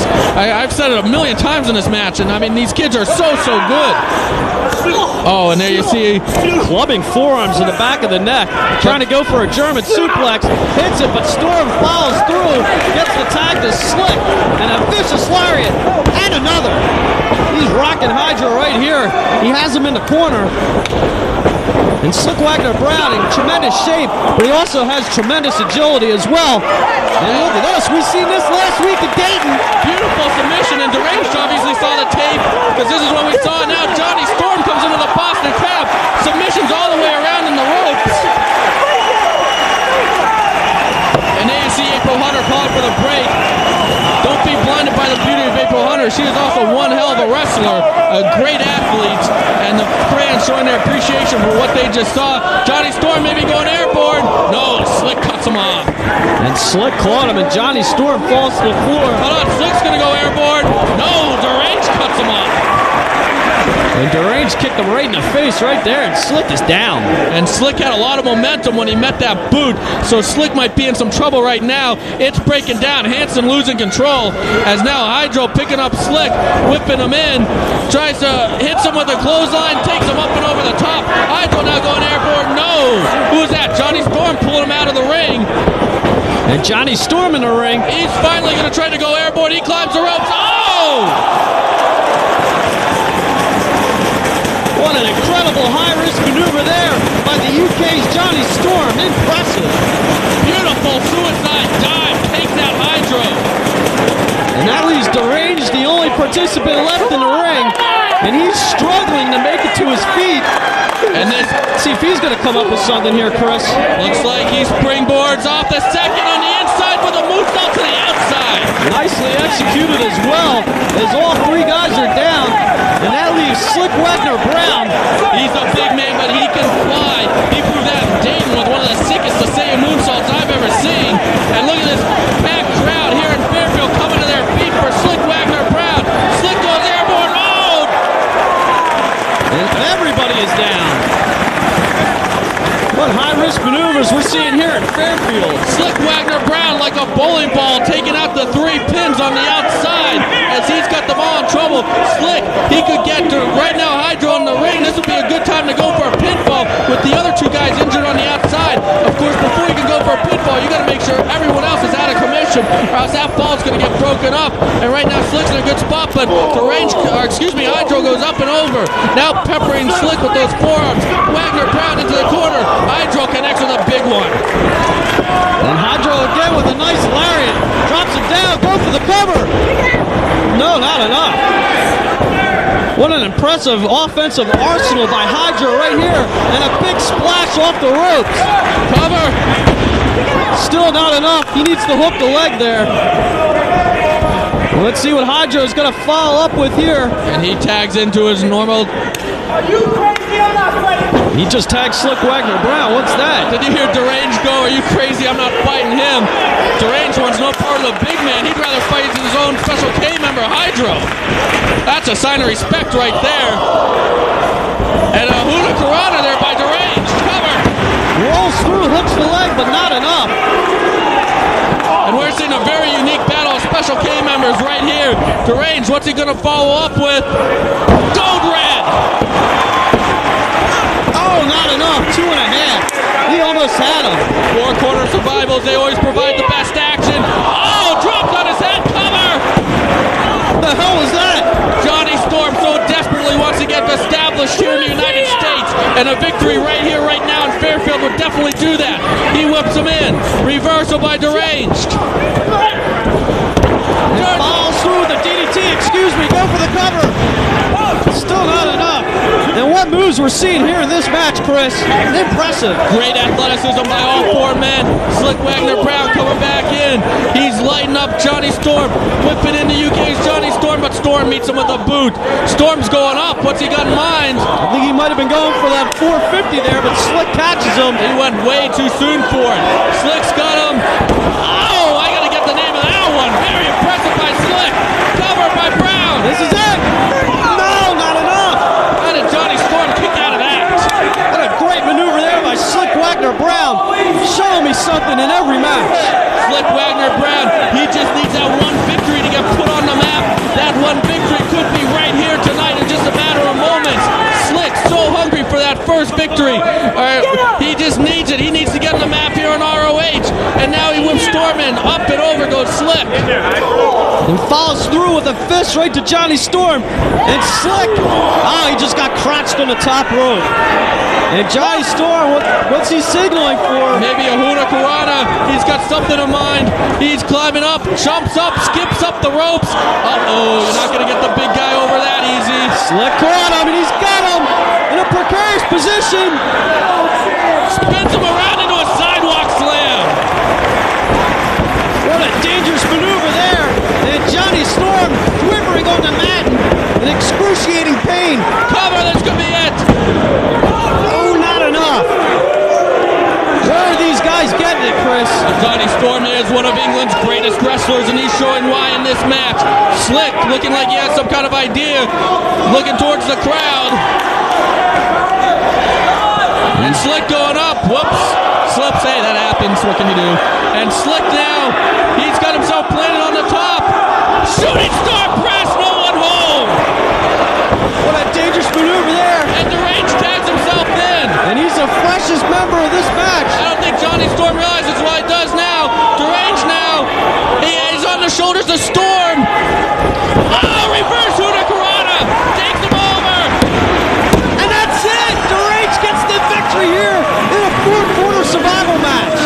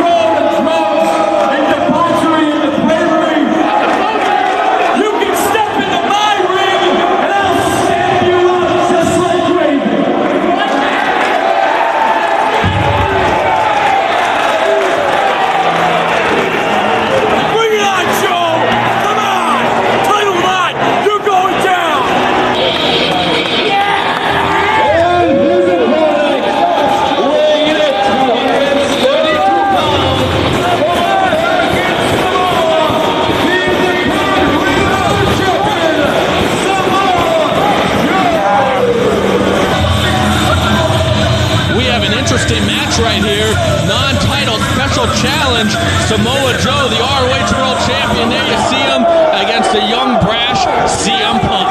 And did you hear CM Punk's promo before the match? Raven's really on his mind, let me tell you. Well, CM Punk, I mean, you're in the ring with the ROH World Champion, and CM Punk seems to be thinking about what happened to Lucy last week. Lucy taken out of ROH. We're never going to see her again.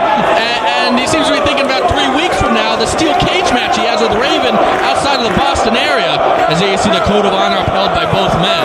And look at CM Punk. He looks pretty banged up. He just got back from his first tour of Japan.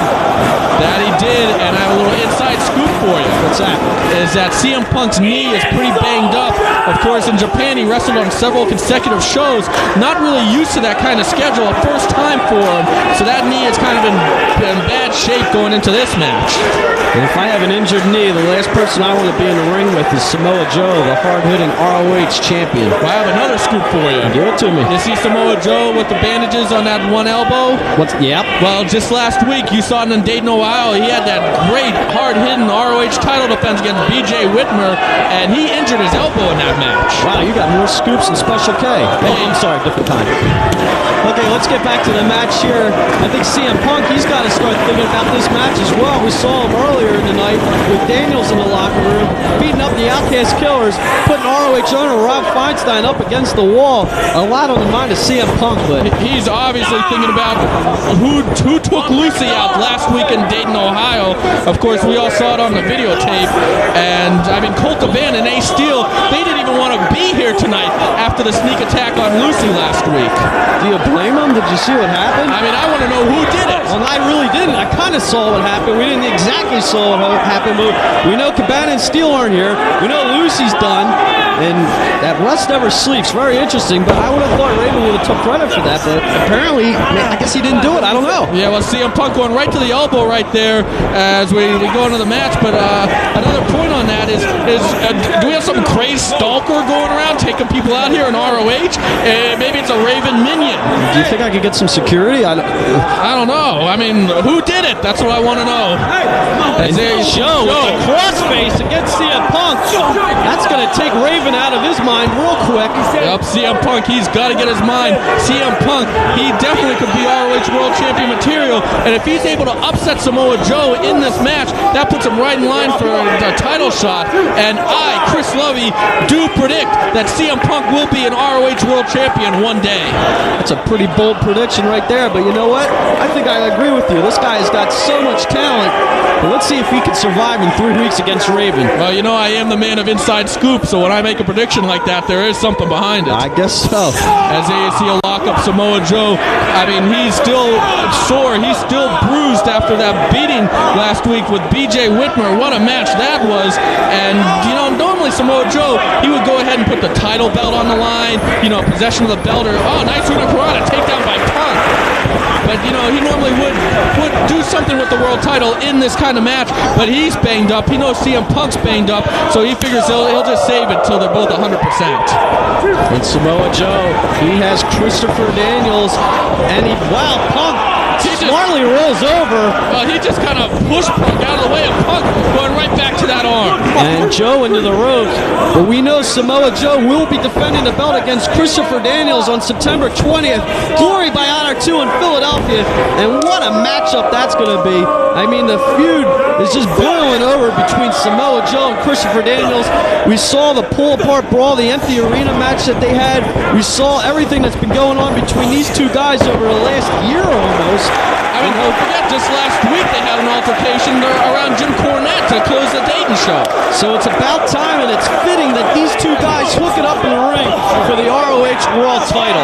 And it looks like we're getting a face wash right here, and CM Punk is on the wrong end of this one. Yep, and you know, it's pretty ironic. It was Christopher Daniels who brought in Samoa Joe at the first Glory by Honor and to take out Low-Key, and now it's going to be Daniels versus Joe. I guess you can say the match is 1 year in the making, and when people think about Glory by Honor, they think about that Samoa Joe versus Low-Key, perhaps the most brutal match ever seen in a pro wrestling ring. And you talk about brutality, look at CM Punk's mouth. It's busted open. He's busted open. His lip is busted open from that face wash. And Joe, so dangerous on the outside. As the fans in Fairfield enjoying this action, and a clubbing chop there by the world champion Samoa Joe, and he's calling for a chair. You know what's coming up. Could be ole ole time. It could be, but first he just dunked Punk into the rail right there. A painful maneuver right there, and Joe's got that chair. And this is good. This bodes to be very bad for CM Punk. Especially CM Punk's mouth is already busted open. Perhaps he's missing some teeth. Perhaps he needs stitches inside the mouth. And the fans here in Connecticut getting behind Samoa Joe. Oh, drop toe hold into the chair. Beautiful reversal by CM Punk. What a great defensive move there by the straight edge CM Punk. And Punk follows through. He's got Joe on the outside. And a big chop. Samoa Joe is dazed on the outside. And what's CM Punk going for, Chris? Is he doing the ole ole kick? Oh no, Joe catches him. Oh, and he throws that leg right into the steel. Oh, look at that kick. And that's just going to infuriate the world champion, Samoa Joe. Look out! What a brutal kick! If CM Punk's mouth was busted open before, imagine what kind of shape it must be in now. It's got to be broken, my goodness. It's Samoa Joe on the outside, and the fans on their feet getting behind the ROH champion. And not another chair, Chris. I think Joe's taking it to the other side. And going back, of course, Samoa Joe, he's got to be thinking about Chris Daniels in the back of his mind. But why was CM Punk storming out of Carino's locker room looking for Daniels? I have no idea what's going on between those guys. A lot of questions have to be answered here in the upcoming weeks. Right now, I think the question that's going to be answered is how busted open is Punk's mouth going to be in a minute. Oh, another big ole ole kick. And he just kicked the you-know-what out of him. The teeth. And the fans on the other side of the ring calling for it. This is bad news for CM Punk. Gary Moore begging him to get back into the ring. He can't DQ him if he feels they've been out there for too long. I'd hate to see a match like this end with a DQ right here. This can be considered a dream match. First time ever, CM Punk versus Samoa Joe. Two great strong style competitors. And Joe maybe going for one more, taking it around the horn. All four sides going to get to see the ole ole kick tonight. So here comes Joe. This could knock CM Punk out for good. CM Punk gets up and runs into the ring. Punk. A very smart maneuver right there. What a pussy. Joe looks a little disgusted he wasn't able to get that last ole ole kick. And now Punk getting aggressive with Joe, taking it to him with those stiff forearms right to the back, beating down the ROH World Champion. And Punk firing up on Joe right there. Both these guys got to be in a lot of pain here, Chris. Especially Samoa Joe, and CM Punk is going straight for that elbow, straight for the arm. Samoa Joe. Joe, though, scoops him up. Oh, drops him knee first on the canvas. Going right after the weak point of CM Punk. Going right after that leg. Punk desperate to get out of this leg lock right now. Look at the pain on CM Punk's face. And we could get a submission right here in the middle of the ring. CM Punk, he's thinking about the... Look at CM Punk kicking the arm of Samoa Joe to get out of the hold. Very smartly done by CM Punk, and Joe going right back to the leg. And this match, shades of Daniels and Xavier. Both these guys picking apart the injured parts of each of their competitors right here. Wisely doing it. And, oh, look at Punk. A chop to the knee. Ouch. And again. And what's Joe going for? Oh, what impact on the knee. Samoa Joe, the bruised and battered ROH World Champion, relentless when it comes to working on that knee. He knows what he has to do for victory, even though it's not title. Joe does not want to be embarrassed by losing this match. He does not want to build CM Punk's confidence for a future title match. And there, whoa, Punk lands on his feet. Punk going right back to the arm. The divorce court right there. It does not separate the shoulder, it divorces it. And if that didn't divorce it, a slingshot senton will. Samoa Joe, the ROH World Champion, in trouble, but Punk grabbing at that knee. Punk trying to get that circulation back into that leg, trying to get the blood pumping, trying to get that feeling back so he can execute some more maneuvers here. And again, working on that left arm. And he's going up top. He's got the arm. The ROH World Champion in trouble. We haven't seen Punk do this in a while. He is walking the ropes. And now leg drops the arm. Go for the cover. This could be it. But no, not enough. And don't forget, when a man experiences so much pain, he might blank out. He might go unconscious, and it only takes 3 seconds. Oh, there's a blow to the gut. And now a takedown by Punk, and he's got a cross-arm breaker. He's got a cross-arm breaker, but Joe too close to the ropes. And this is a very important match for CM Punk. Can you imagine if he was victorious in this match? He's already number 2 in the rankings, but that would solidify his number 2 ranking with a non-title victory here against Samoa Joe. CM Punk wins this match, no doubt he'll be right in line for a number 1 contender's trophy shot. And not only that, but he'll have momentum going into the title match against Joe if he does win that trophy. And now Punk up top, and Joe following him. What's he going for? Punk fighting for his life on the top rope. Uh-oh, he's got a Pepsi plunge. He could Pepsi plunge the ROH World Champion right here. It'll be all over if he hits it. No, Joe gets out of it, and Joe right back to the knee. Enziguri to the knee. And he just kicked the legs right out of Punk as he got crotched on the top rope. And Punk's out, and Joe following up right here. Joe now going right back to that left knee. And what's he doing? He's got Punk. Oh, dragon screw. That'll do a lot of damage to that knee. It's already damaged, but that could be the knockout blow. Goes for the cover, but Punk's still fighting out of it. Well, when you consider Punk came down from that additional height of being perched on the top rope too, that dragon screw is going to do even more damage. CM Punk clutching the knee. CM Punk thinking about the Raven Cage match in 3 weeks. Thinking about who did it to Lucy last week. And he's got to get his mind on the ROH World Champion, Joe, bruised and battered from that BJ Whitmer match. Joe has his mind on Chris Daniels, the match 1 year in the making, which will happen at Glory by Honor 2 in Philadelphia on September 20th. These two men, they're going to get focused on this one. Who's going to win in this non-title match? And Joe with some brutal kicks to the chest of Punk. Shoots off the rope. Knocks and Punk with a vicious elbow, but he cuts the leg out. And both competitors are down. When it comes to technique, there are none better than Samoa Joe. And add to the fact that he's a thinking man's wrestler. That's what makes him the ROH World Champion. That's what has made him undefeatable so far. Defeating the likes of Doug Williams, Paul London, Homicide, one great title match after another. And Samoa Joe, who's going to stop him? Could it be Chris Daniels? Could it be CM Punk right here? And what fighting spirit we're seeing here is both guys back and forth. And Punk with a Shining Wizard. This could be it. He used his good knee. Very smart by CM Punk. He used his good knee for that Shining Wizard. Samoa Joe has been working on the left knee, and Punk used the other knee for the Shining Wizard, but maybe Punk's going to end up injuring both knees with moves like that. Punk's got to be very careful here as Joe with the chops and now kicking back Punk back and forth. Baseball slide cuts out the legs. And another one. No, and Joe catches a knee dragon screw on the bad knee. And now what's Joe trying to take Punk over? Oh, look at that. He's got the half count. Oh, look at the that's it. CM Punk taps. Joe is victorious in this non-title battle. Well, I have to agree with CM Punk's move, tapping right there. He figures, why blow that knee out? He's going to live and fight another day. He's got that steel cage match with Raven in 3 weeks. But I think we could be looking at a future champion in CM Punk. He is definitely going to be a firm challenger for Samoa Joe in the future.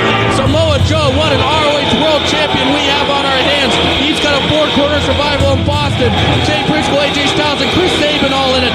And then the big one, Glory by Honor 2, September 20th. Christopher Daniels, the match 1 year in the making. Will Daniels realize his destiny and become ROH World Champion?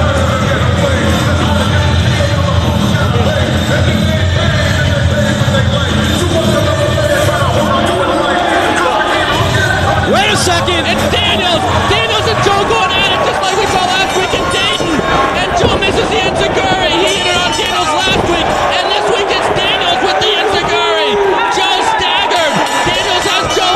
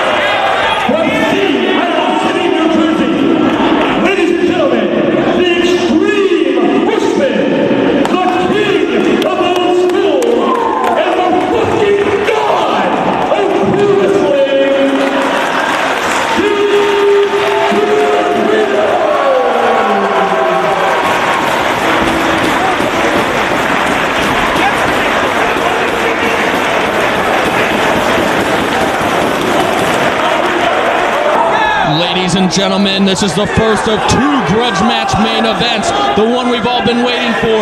The match 6 months in the making. Homicide versus Steve Corino. And let me tell you something. This is the God's honest truth. These two hate each other. And you could cut the intensity with not even a knife, with a buzzsaw on this one, as so much has been building, and it's about to erupt here in Fairfield, Connecticut. And look at this collar and elbow tie-up. This is one of the most intense collar and elbow tie-ups I've ever seen. Look, great camera shot, taking you right inside of it. Just look at the intensity. Look at the pressure these two are putting against each other on this collar and elbow tie-up. Oh my God, what are these two going to do to each other in this one? They hate each other so much. The intensity is there. Corino with the chop. Homicide fights back. Homicide back again. Back and forth. Both men go. Who's going to get the advantage? The hair is flying as Homicide lights up Steve Corino. You're witnessing some tight action here as Homicide goes for the go behind. Corino drops down. He's going for a drop toe hold, but Homicide grabs the legs, and both men struggling on the canvas. This one actually started at Glory by Honor October 5th a year ago, basically, when Corino, his ego got in the way. He turned on Homicide, cost him the match to the Backseat Boys. 11-9 All-Star Extravaganza. Homicide stabs Corino in the eye. 12-28 Final Battle 2002. Corino takes Homicide out of the main event. And then Queens, the Riot. We have not seen Corino since. The challenges were issued by Homicide. Corino finally accepted after Homicide brought his kid into it, saying that, hey, how can you face your son? Your son thinks you're a coward by not coming back. Corino finally coming back for this one. And Corino and Homicide tying up right here, trying to go for a hold here, and it's broken up, but they're still clawing at each other, and the elbows and headbutts are flying. Wow. Ooh, did you see that headbutt? Oh, another one by Homicide. The notorious 187. He told Corino, I'll leave my crew in Brooklyn. I'll come alone to fight you. And look what Corino does. He brings a whole entourage with him. That was one of the most ridiculous things I've probably ever witnessed in an ROH ring, but leave it to Steve Corino to bring that element here to ROH. You see Guillotine LeGrand on the outside, his own ring announcer, Bobby Cruz, and his young boys. Who's this guy to have young boys? And they threw 3 streamers in the ring. Did you see those kids with the streamers? And they threw them in the ring and then got them themselves. That was ridiculous. But back to the match. And back to another collar and elbow tie-up here. I think it's more Homicide trying to choke the life out of Corino. That's now Homicide taking the king of old school and giving him a big chop. And what a strong style matchup we're seeing here.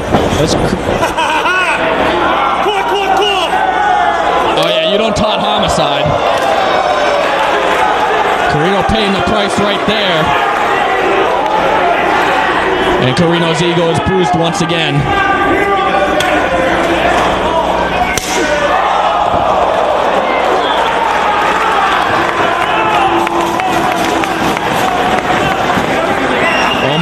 Oh my God, did you see that slap? What was with that slap?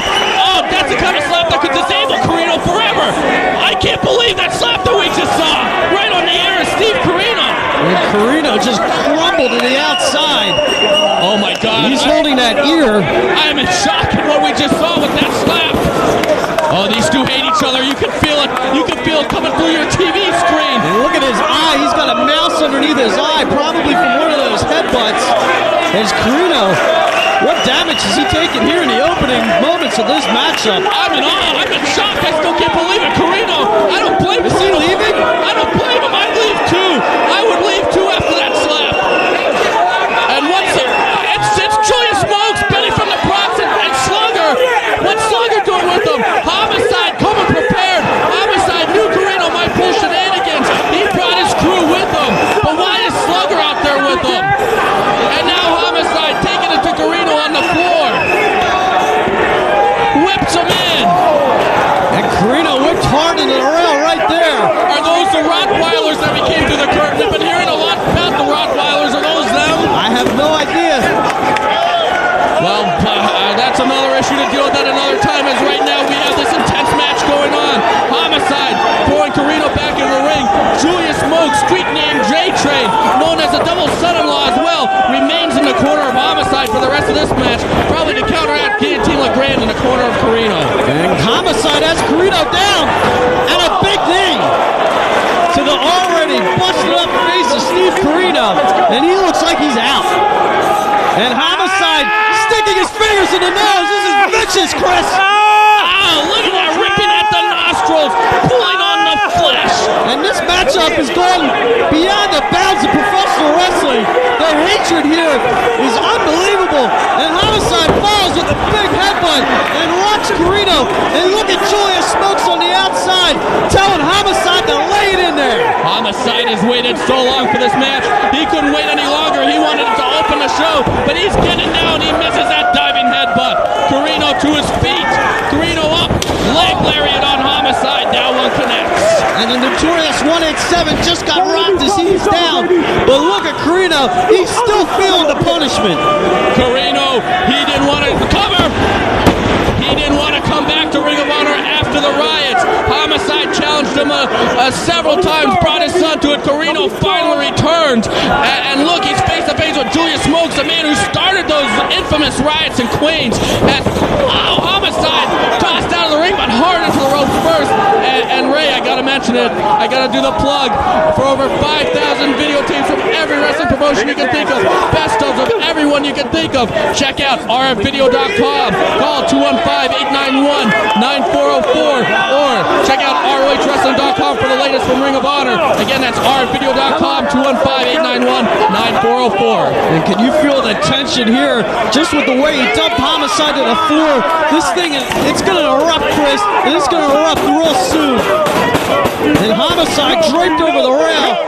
Carino trying to choke the life out of the notorious 187 there as he just put his throat over the top of that rail. And one thing I have to mention, there's such an atmosphere in this building, you have to experience it live as Carino throwing those fingers right in the face of Homicide, right into the eyes. And Steve Carino, whenever he enters a building, there's just this aura about him. The atmosphere changes. Steve Carino just has just such a unique presence about him, and I can feel it right now, and hopefully you can feel it coming through your TV screen, but you got to be here live to appreciate something like this. And if the fans out there don't feel it, Homicide's going to feel it, but no, a reversal, and Carino goes into the post. And what's Homicide do now? He throws Carino head first right into that steel. And Homicide, what's he doing? This isn't shades of a strong style matchup. Hold on, he's got barbed wire. Homicide, he came prepared for this one. He brought his crew from Brooklyn, and he brought a strand of barbed wire. And this is a grudge match, relaxed rules. We're going to let them go. Look at that! Oh, my God! He is ripping the flesh of Steve Carino with that barbed wire. I don't think I've ever seen anything so gruesome just like that. How graphic, and his arm is busted wide open. Look at the cloud flowing from the barbed wire right across the arm of Steve Carino. The flesh has been torn open on Steve Carino's arm. Homicide going back, digging the razor sharp wire right into the skin of Carino, cutting him very deeply.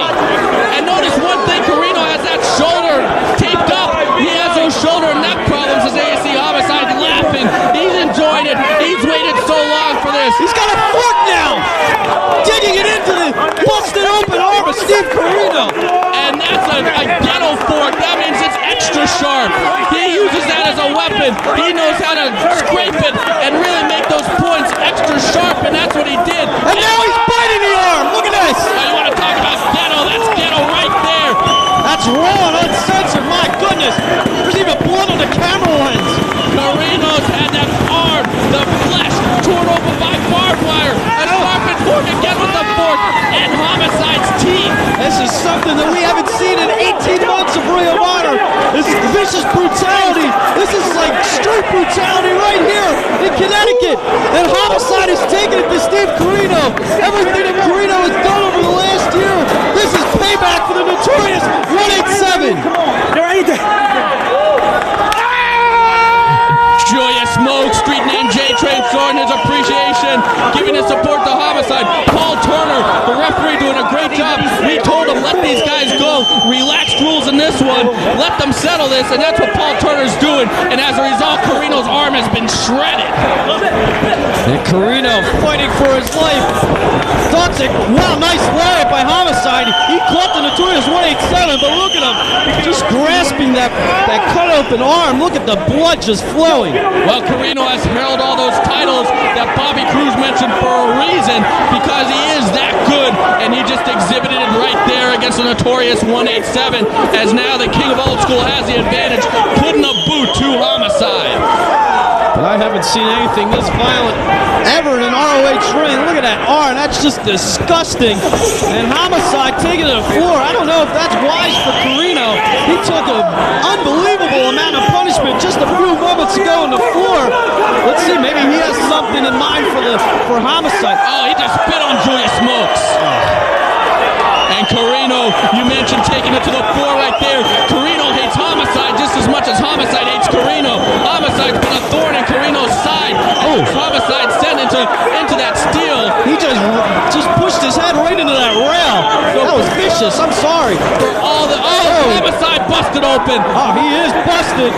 For all the damage Homicide has put on Carino, Carino wants to get back to Homicide. The cloud is flowing here in Fairfield. Look at this. Carino caught him with that rail. Oh my! And look at him digging the fingers into that cut. He is digging his fingers right into the cut of Homicide, opening it up even more. And look at the blood flowing. That's disgusting.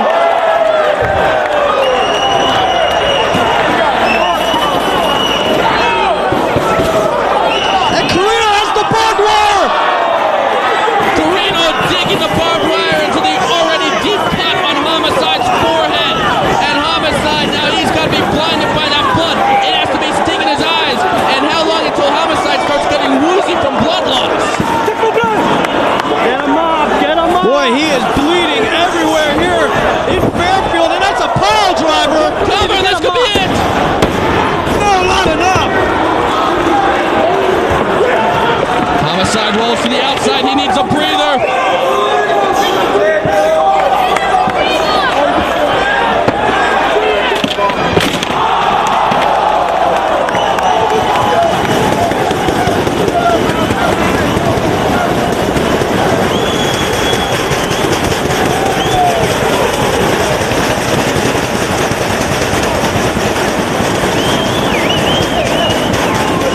Homicide sent straight through the table.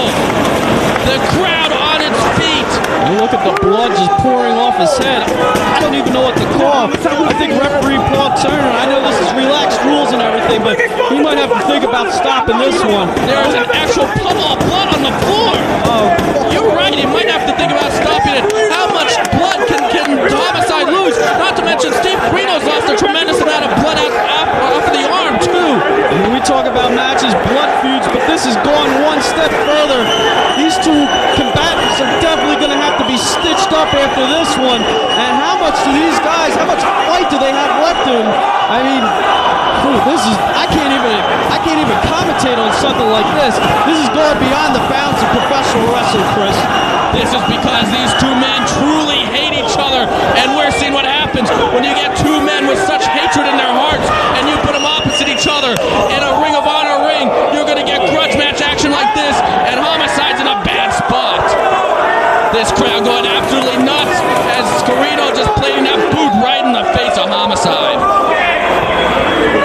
Carino now picking him up, planning out his next move, and look at Carino looking at the crowd with disdain. Carino hates the ROH fans. He's made no secret about that. Julius Smokes hyping ringside, and who can blame him? Unbelievable match we're witnessing here. Carino into the corner. No, he's met with a boot by Homicide. Homicide, tornado DDT. And then notice Carino clutching the neck after that tornado DDT. That is the weak point on Steve Carino. Homicide struggling to come up with the next move. Shining Wizard! Homicide! Carino's down! Oh, God, look at Homicide. This is like a horror movie. Homicide is a crimson mask right here in the middle of the ring. Go for the cover. Oh, Carino kicks out. Do you think Homicide even knows his whereabouts? I gotta say that he does, because did you notice he hooked the leg that was closer to the ropes? Very good ring presence by Homicide there, knowing exactly where Steve Carino was. And Carino needs a breather. He's on the outside. He's got to recoup. Because, I mean, look at the punishment this man has taken in this match. How long can he last? Homicide on his feet, though. Here goes Homicide.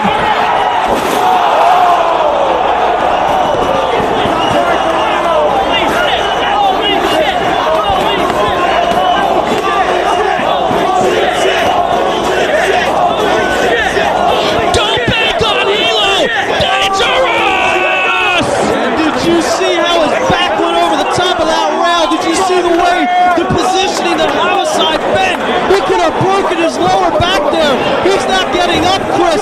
Look at Julius Smokes checking on the Notorious 187. The crowd here in Fairfield rising to their feet, hovering around Homicide. Can he even get up? Is he even alive? I have never seen a collision by one man on the floor quite like that.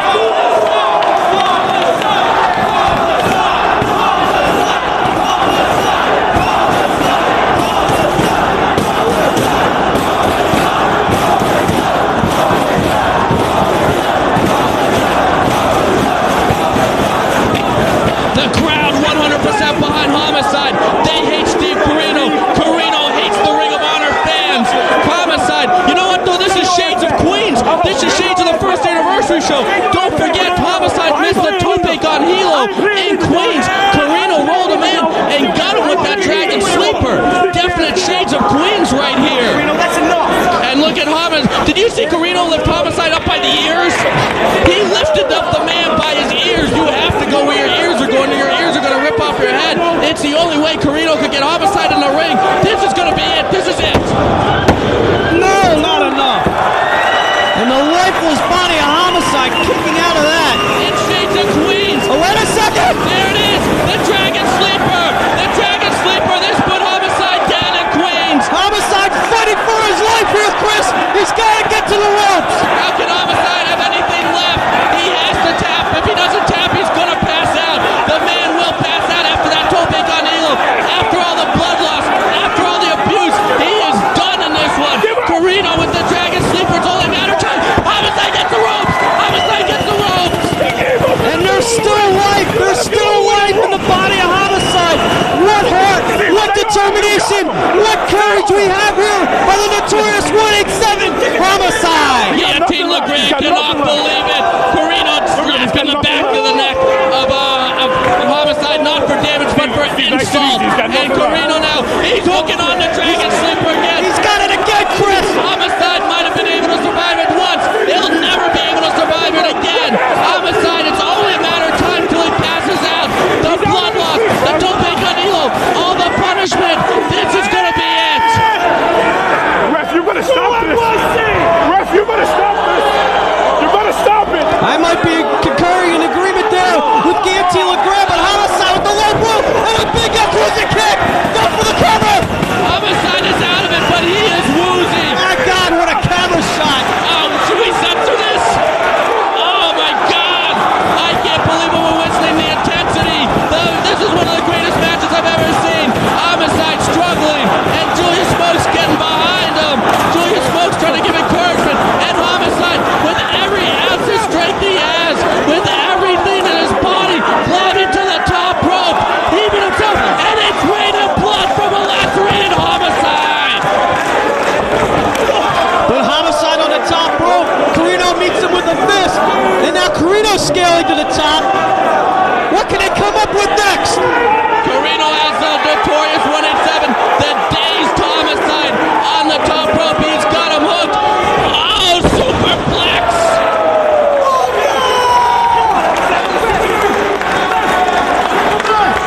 And he took that punishment from that tope con Hilo. This has got to be it. How does he kick out of this?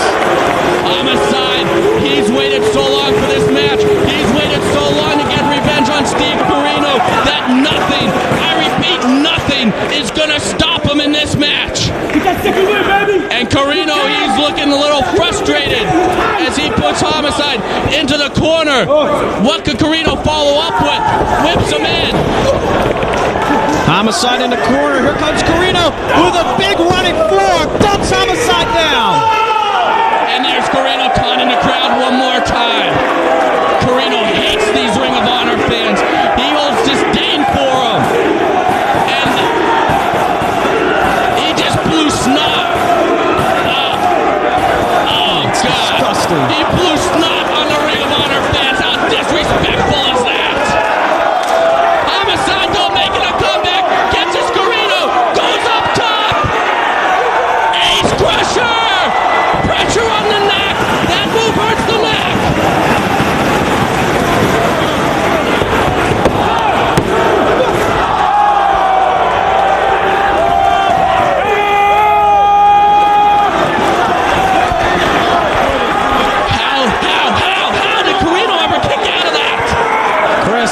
sitting back and watching this one.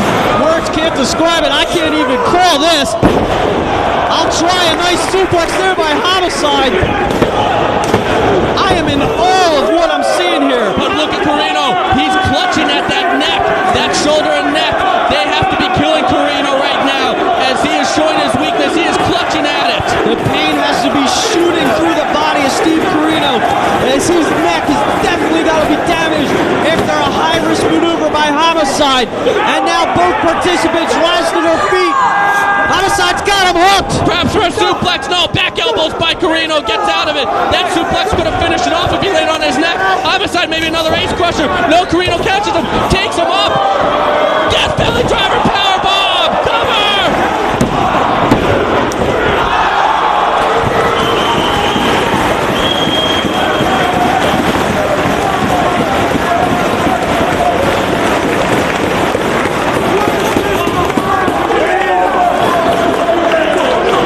How did Homicide do it? How is Steve Carino doing it? I gotta tell you what, I might hate Steve Carino, but I have to respect the man. I do love Homicide. He's great, and he's showing why in this one. This has been Homicide's year. One great match after another. CM Punk in Pittsburgh. The Samoa Joe match at Do or Die. It's match after match after match, and Homicide doing it one more time here at Fairfield. Carino in. Homicide blocks it. Headbutt. Scoops up Carino. Tombstone. No, not enough. Homicide so close to victory here in this grudge match. You know what, though, Ray? What's that? That's another shot to the neck of Steve Carino. More damage to the neck and shoulder of Steve Carino.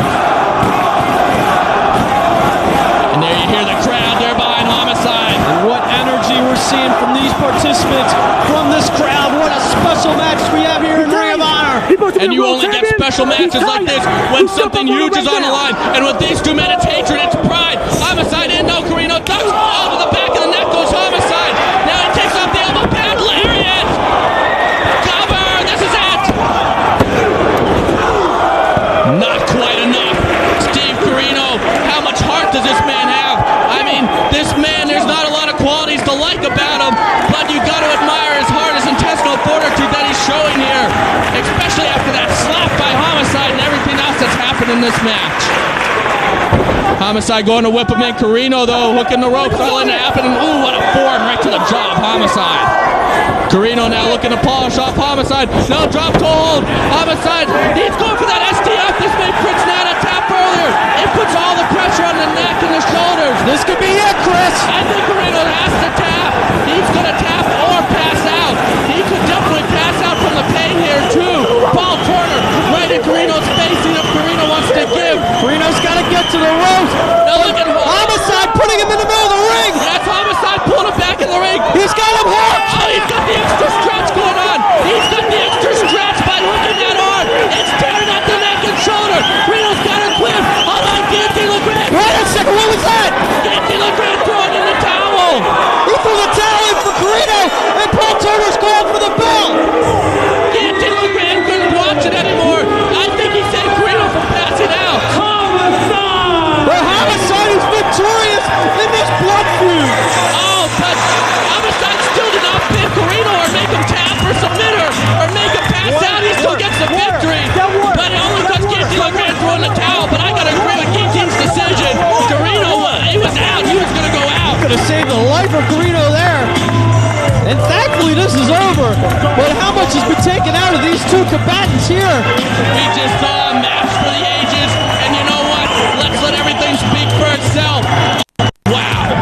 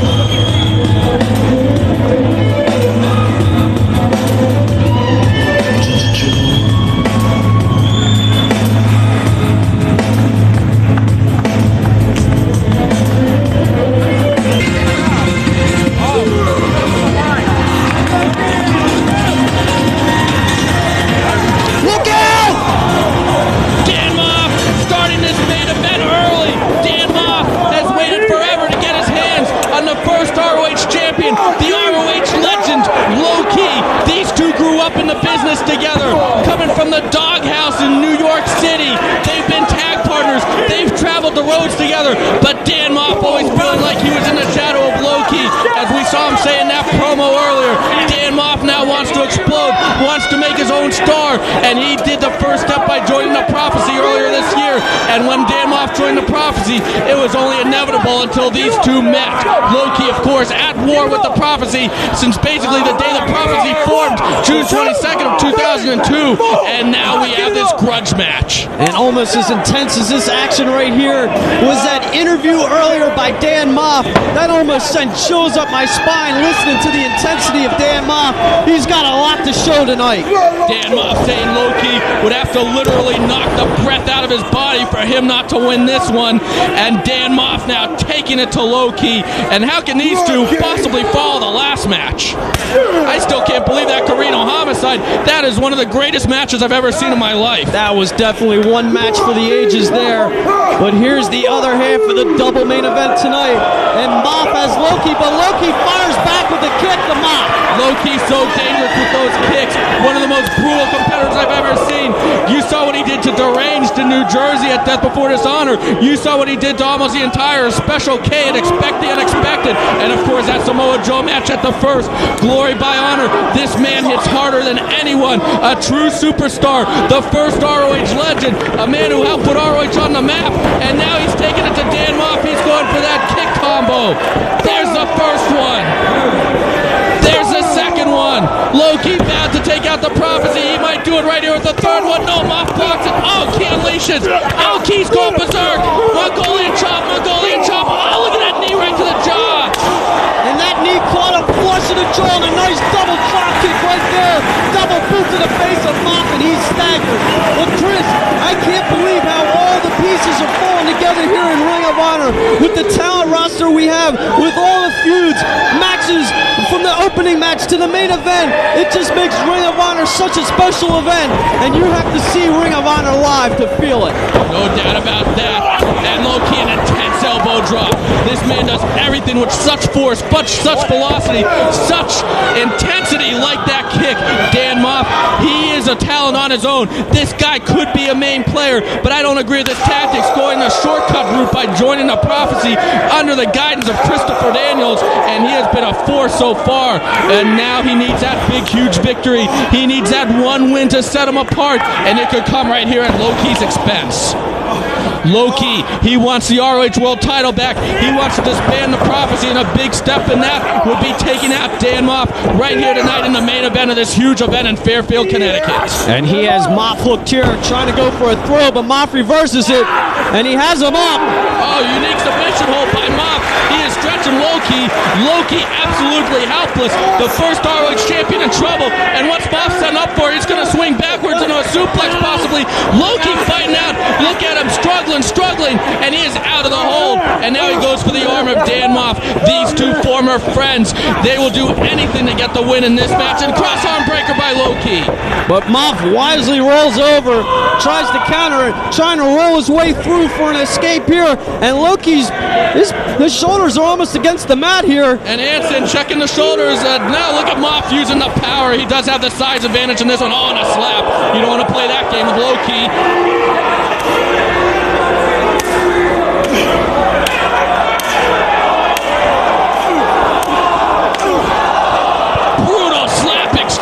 Shades of Glory by Honor won there as Low-Ki and Dan Moff going tooth and nail here in Fairfield, Connecticut.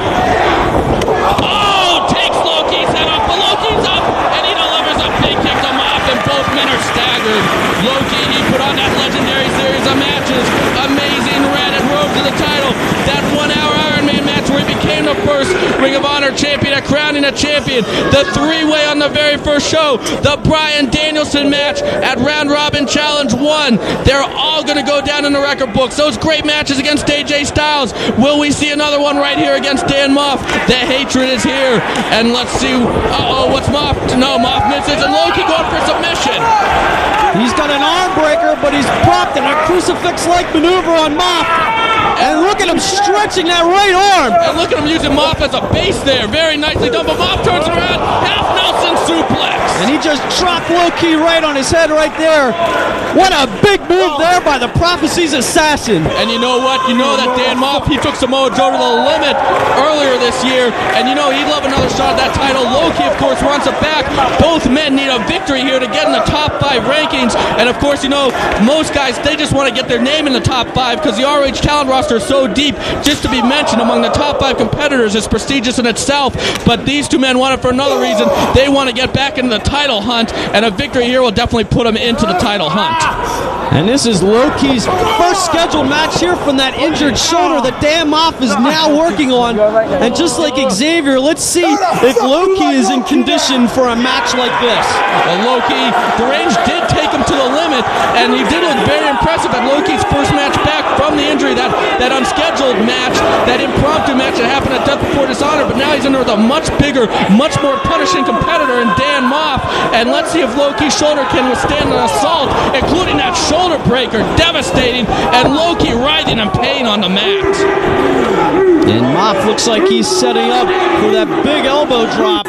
Dan Moff, I would say, perhaps the most improved competitor in ROH over 2003, and he shows why with that big elbow, and he's got Loki in trouble. And I think he actually dropped that elbow on that shoulder as well, Chris, doubling the impact and covering almost in a choke-like maneuver there. Did you see that? Only a 1 count, though. Only a 1 count. Loki's pride won't let his former friend get a 2 count on him.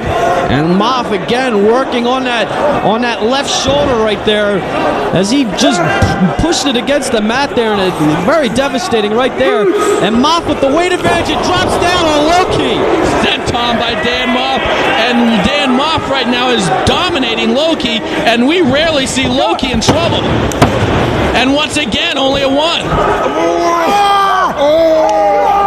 And look at Dan Moff biting at the shoulder of Loki. That's just insulting, but painful nonetheless. And Loki is in trouble, and Dan Moff is enjoying it. Dan Moff is enjoying inflicting this pain on his former training partner, a man he's traveled up and down the roads with. Just like the last match, there's a lot of personal issues going on in this one. And Moff letting the fans know his opinion of them. Picks up Loki and delivers another chop. You know, look, Dan Moff is a badass, but when you're talking about badasses, there's none badder than Loki. This man is a killer. That's the only way to describe him. He's like a pit bull. And another chop to the back, and that just might infuriate Loki. Well, if you look at Loki, I think what he's trying to do is absorb that pain and come back, and there's another big chop. You see, look at the look on Loki's face. He's trying to shake off the pain. He's trying to fight through the pain. He's trying to block it out, I think, too, as well. Yes, you're exactly right. That's what he's doing. But Dan Moff goes back to the shoulder, and you know if something like a limb is hurt, like a shoulder is hurt, even a blow that might not be effective otherwise, it's going to be that much more effective on the injured body part. It's going to make pain go up and down the man's body who's receiving it, and right now that's Loki, and he is in trouble. And I think Dan Moff is enjoying every one of these punishing blows he's delivering to Loki. He has really got to be loving this right here, and fires in another one. And just look at the look on Loki's face. Loki trying to block it out. I don't know how much more of this he's going to take. No, I don't know either, but this man is as tough as they come. He can take a lot, and he fights back with that kick. You always have to watch those feet of Loki. He can kick you from any position. And you know, right now, Chris Daniels and Allison Danger, well, maybe Xavier, I don't know. They have to be watching this match in the locker room. The Daniels-Loki feud goes back to the very first Ring of Honor show. That resulted in the Prophecy-Loki feud, and we are seeing a continuation of it right here. And Moff again delivering another clubbing blow to the back of Loki, and follows through with another stiff chop, and Loki trying to walk it off here as he's taking an unbelievable amount of punishment here from Dan Moff. So I actually thought the Loki Prophecy feud was over at the beginning of the year of Revenge on the Prophecy in that awesome tag team grudge match. But now, with Dan Moff joining the Prophecy, it has opened the door for even more matches, and that's what we're witnessing right now. Dan Moff continuing to work on the shoulder of Loki. Moff, you saw us disgust with Loki and expect the unexpected, a foreshadowing of things to come, and they've had a couple of face-to-face encounters since then, but never a match. Oh, and Loki comes is woozy. You can only take so many kicks like that until you are knocked out unconscious. And Moff dropped down to both knees on that one. He took a lot from that one. Did you see his knees buckle on that? That's a sign of someone really getting knocked out. And now Moff misses the shoulder, the tackle. Oh, did you see that kick? Oh, he hit him squarely in the back of the neck. The second kick in a row like that, and Moff buckled again. Yeah, Moff's down. Boy, he's not even moving on the mat. Hansen checking on Dan Moff. You're right. He's laying motionless there, Chris. I'm getting very concerned right now. He's not moving. Look at his arms outstretched there. And Loki finally getting to his feet. Loki's taking a lot of punishment in this match. Dan Moff has basically been dominating him, but those feet are so dangerous of Loki. He can kick you from any direction, and he kicks you so hard. We've seen it so many times, and Moff is still not moving. He hasn't moved at all, Chris. And now what's Loki? Loki coming over. And there's a cover. And a 3 count. Hold on. We have a situation on our hands. We have a situation here. Let's get out of here. Let's get out of here. We have a situation.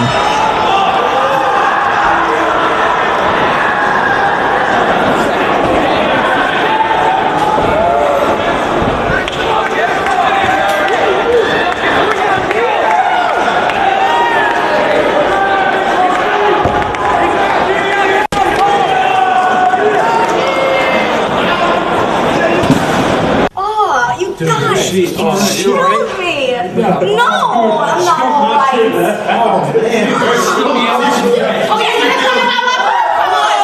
fight every single one of you, I swear to God. Come on. Take it down now. Alexis, you all tried to screw me. Alexis, I came to talk to you, okay? Alright, we'll talk. I realized something out there. I realized that I really need to take Ring of Honor more seriously. Now I'm going to become a real athlete, and I'm going to take Ring of Honor more seriously because of you, Alexis. This stands for honor. None of this party stuff. No more. We promise. Maybe you can help me train some time. Maybe you can help me out. But we're all going to be more serious about Ring of Honor, right, guys? Yeah. As Bob is my witness. Honor, discipline, and respect. You must speak pretty Thursday after the show. Oh my God. Let's go. Get out of here. Take care. Have fun. Bye, lady. You enjoy the rest of the night.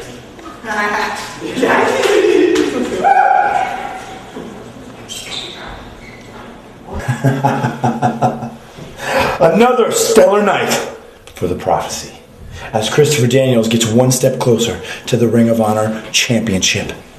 But before I talk about that, I want to say something about Danny Moff. You see, tonight, Danny Moff proved why he is an invaluable member of the Prophecy. Not only was he the man whose pinfall ended the elite group here in Ring of Honor, but tonight he took the stiffest shot in Ring of Honor history. The kick heard around the world. He took the best that Low-Ki could give him, and he lived to tell the tale. And that is why Danny Moff is the toughest wrestler in Ring of Honor. And that is why I recruited him to be in the Prophecy. Now tonight, I may have had a little problem with Xavier, but that's just a spat between family members that I will deal with in due time. Chris, are you sure? Because it got pretty ugly out there. I don't want to hear about that tonight, Allison, because the important thing is this. I am one step closer to achieving my destiny of bringing the Ring of Honor Championship back into the fold of the Prophecy. Because not only did I win the #1 Contenders Trophy tonight, but I left Samoa Joe laying in a heap on his back in that ring one more time. There you are, fallen angel. Chris Daniels, look me in the eye right now and tell me that you did it. Did you do it? Huh? Are you responsible for what happened to Lucy and Dayton? Because if you are, so help me. Hey, just a second. With that bad knee of yours, you're not in any condition to let your mouth write a check that your body can't cash. If I were you, I wouldn't be worrying about what happened to Lucy in Dayton. I'd be worrying about September 6th, because the way Raven talks about it, it's going to be the most violent match of his career. And that is saying something. You know what, Daniels? I'm not done with you. I'm not done with either you or your little Prophecy by damn sight. But I got a little message I want you to bring to Raven. You know what, on second thought, Raven! Let me tell you a little little bit of a story. October 25th, 1997, CM Punk makes his professional wrestling debut, and I X out my hands as a symbol against your poison society, because for too long I lived under the guise of a drunken father in a broken home when no child should have to see the things that I saw or feel the way I felt. 21 days from now, in a steel cage, you claim that this is going to be the most violent match Ring of Honor's ever seen. Well, you have no idea. You don't know. You want violence? You want blood? You got it. You see, because there's a little saying, Raven, be careful what you wish for, because you may get it. I've already been chained to you with a steel collar. I've already been treated like a dog. I've been raised by a drunk, and now I have to deal with you and a fat never-was trying to pour beer down my throat, giving me flashbacks of my horrible past. Not anymore. It ends, Raven. It ends. I beat you again and again and again, and still you come. You're tenacious, but after I stand on your throat and I listen to your death rattle and I hear the air escape from your lungs 21 days from now, you will know my name is CM Punk, and straight edge means I'm better than you.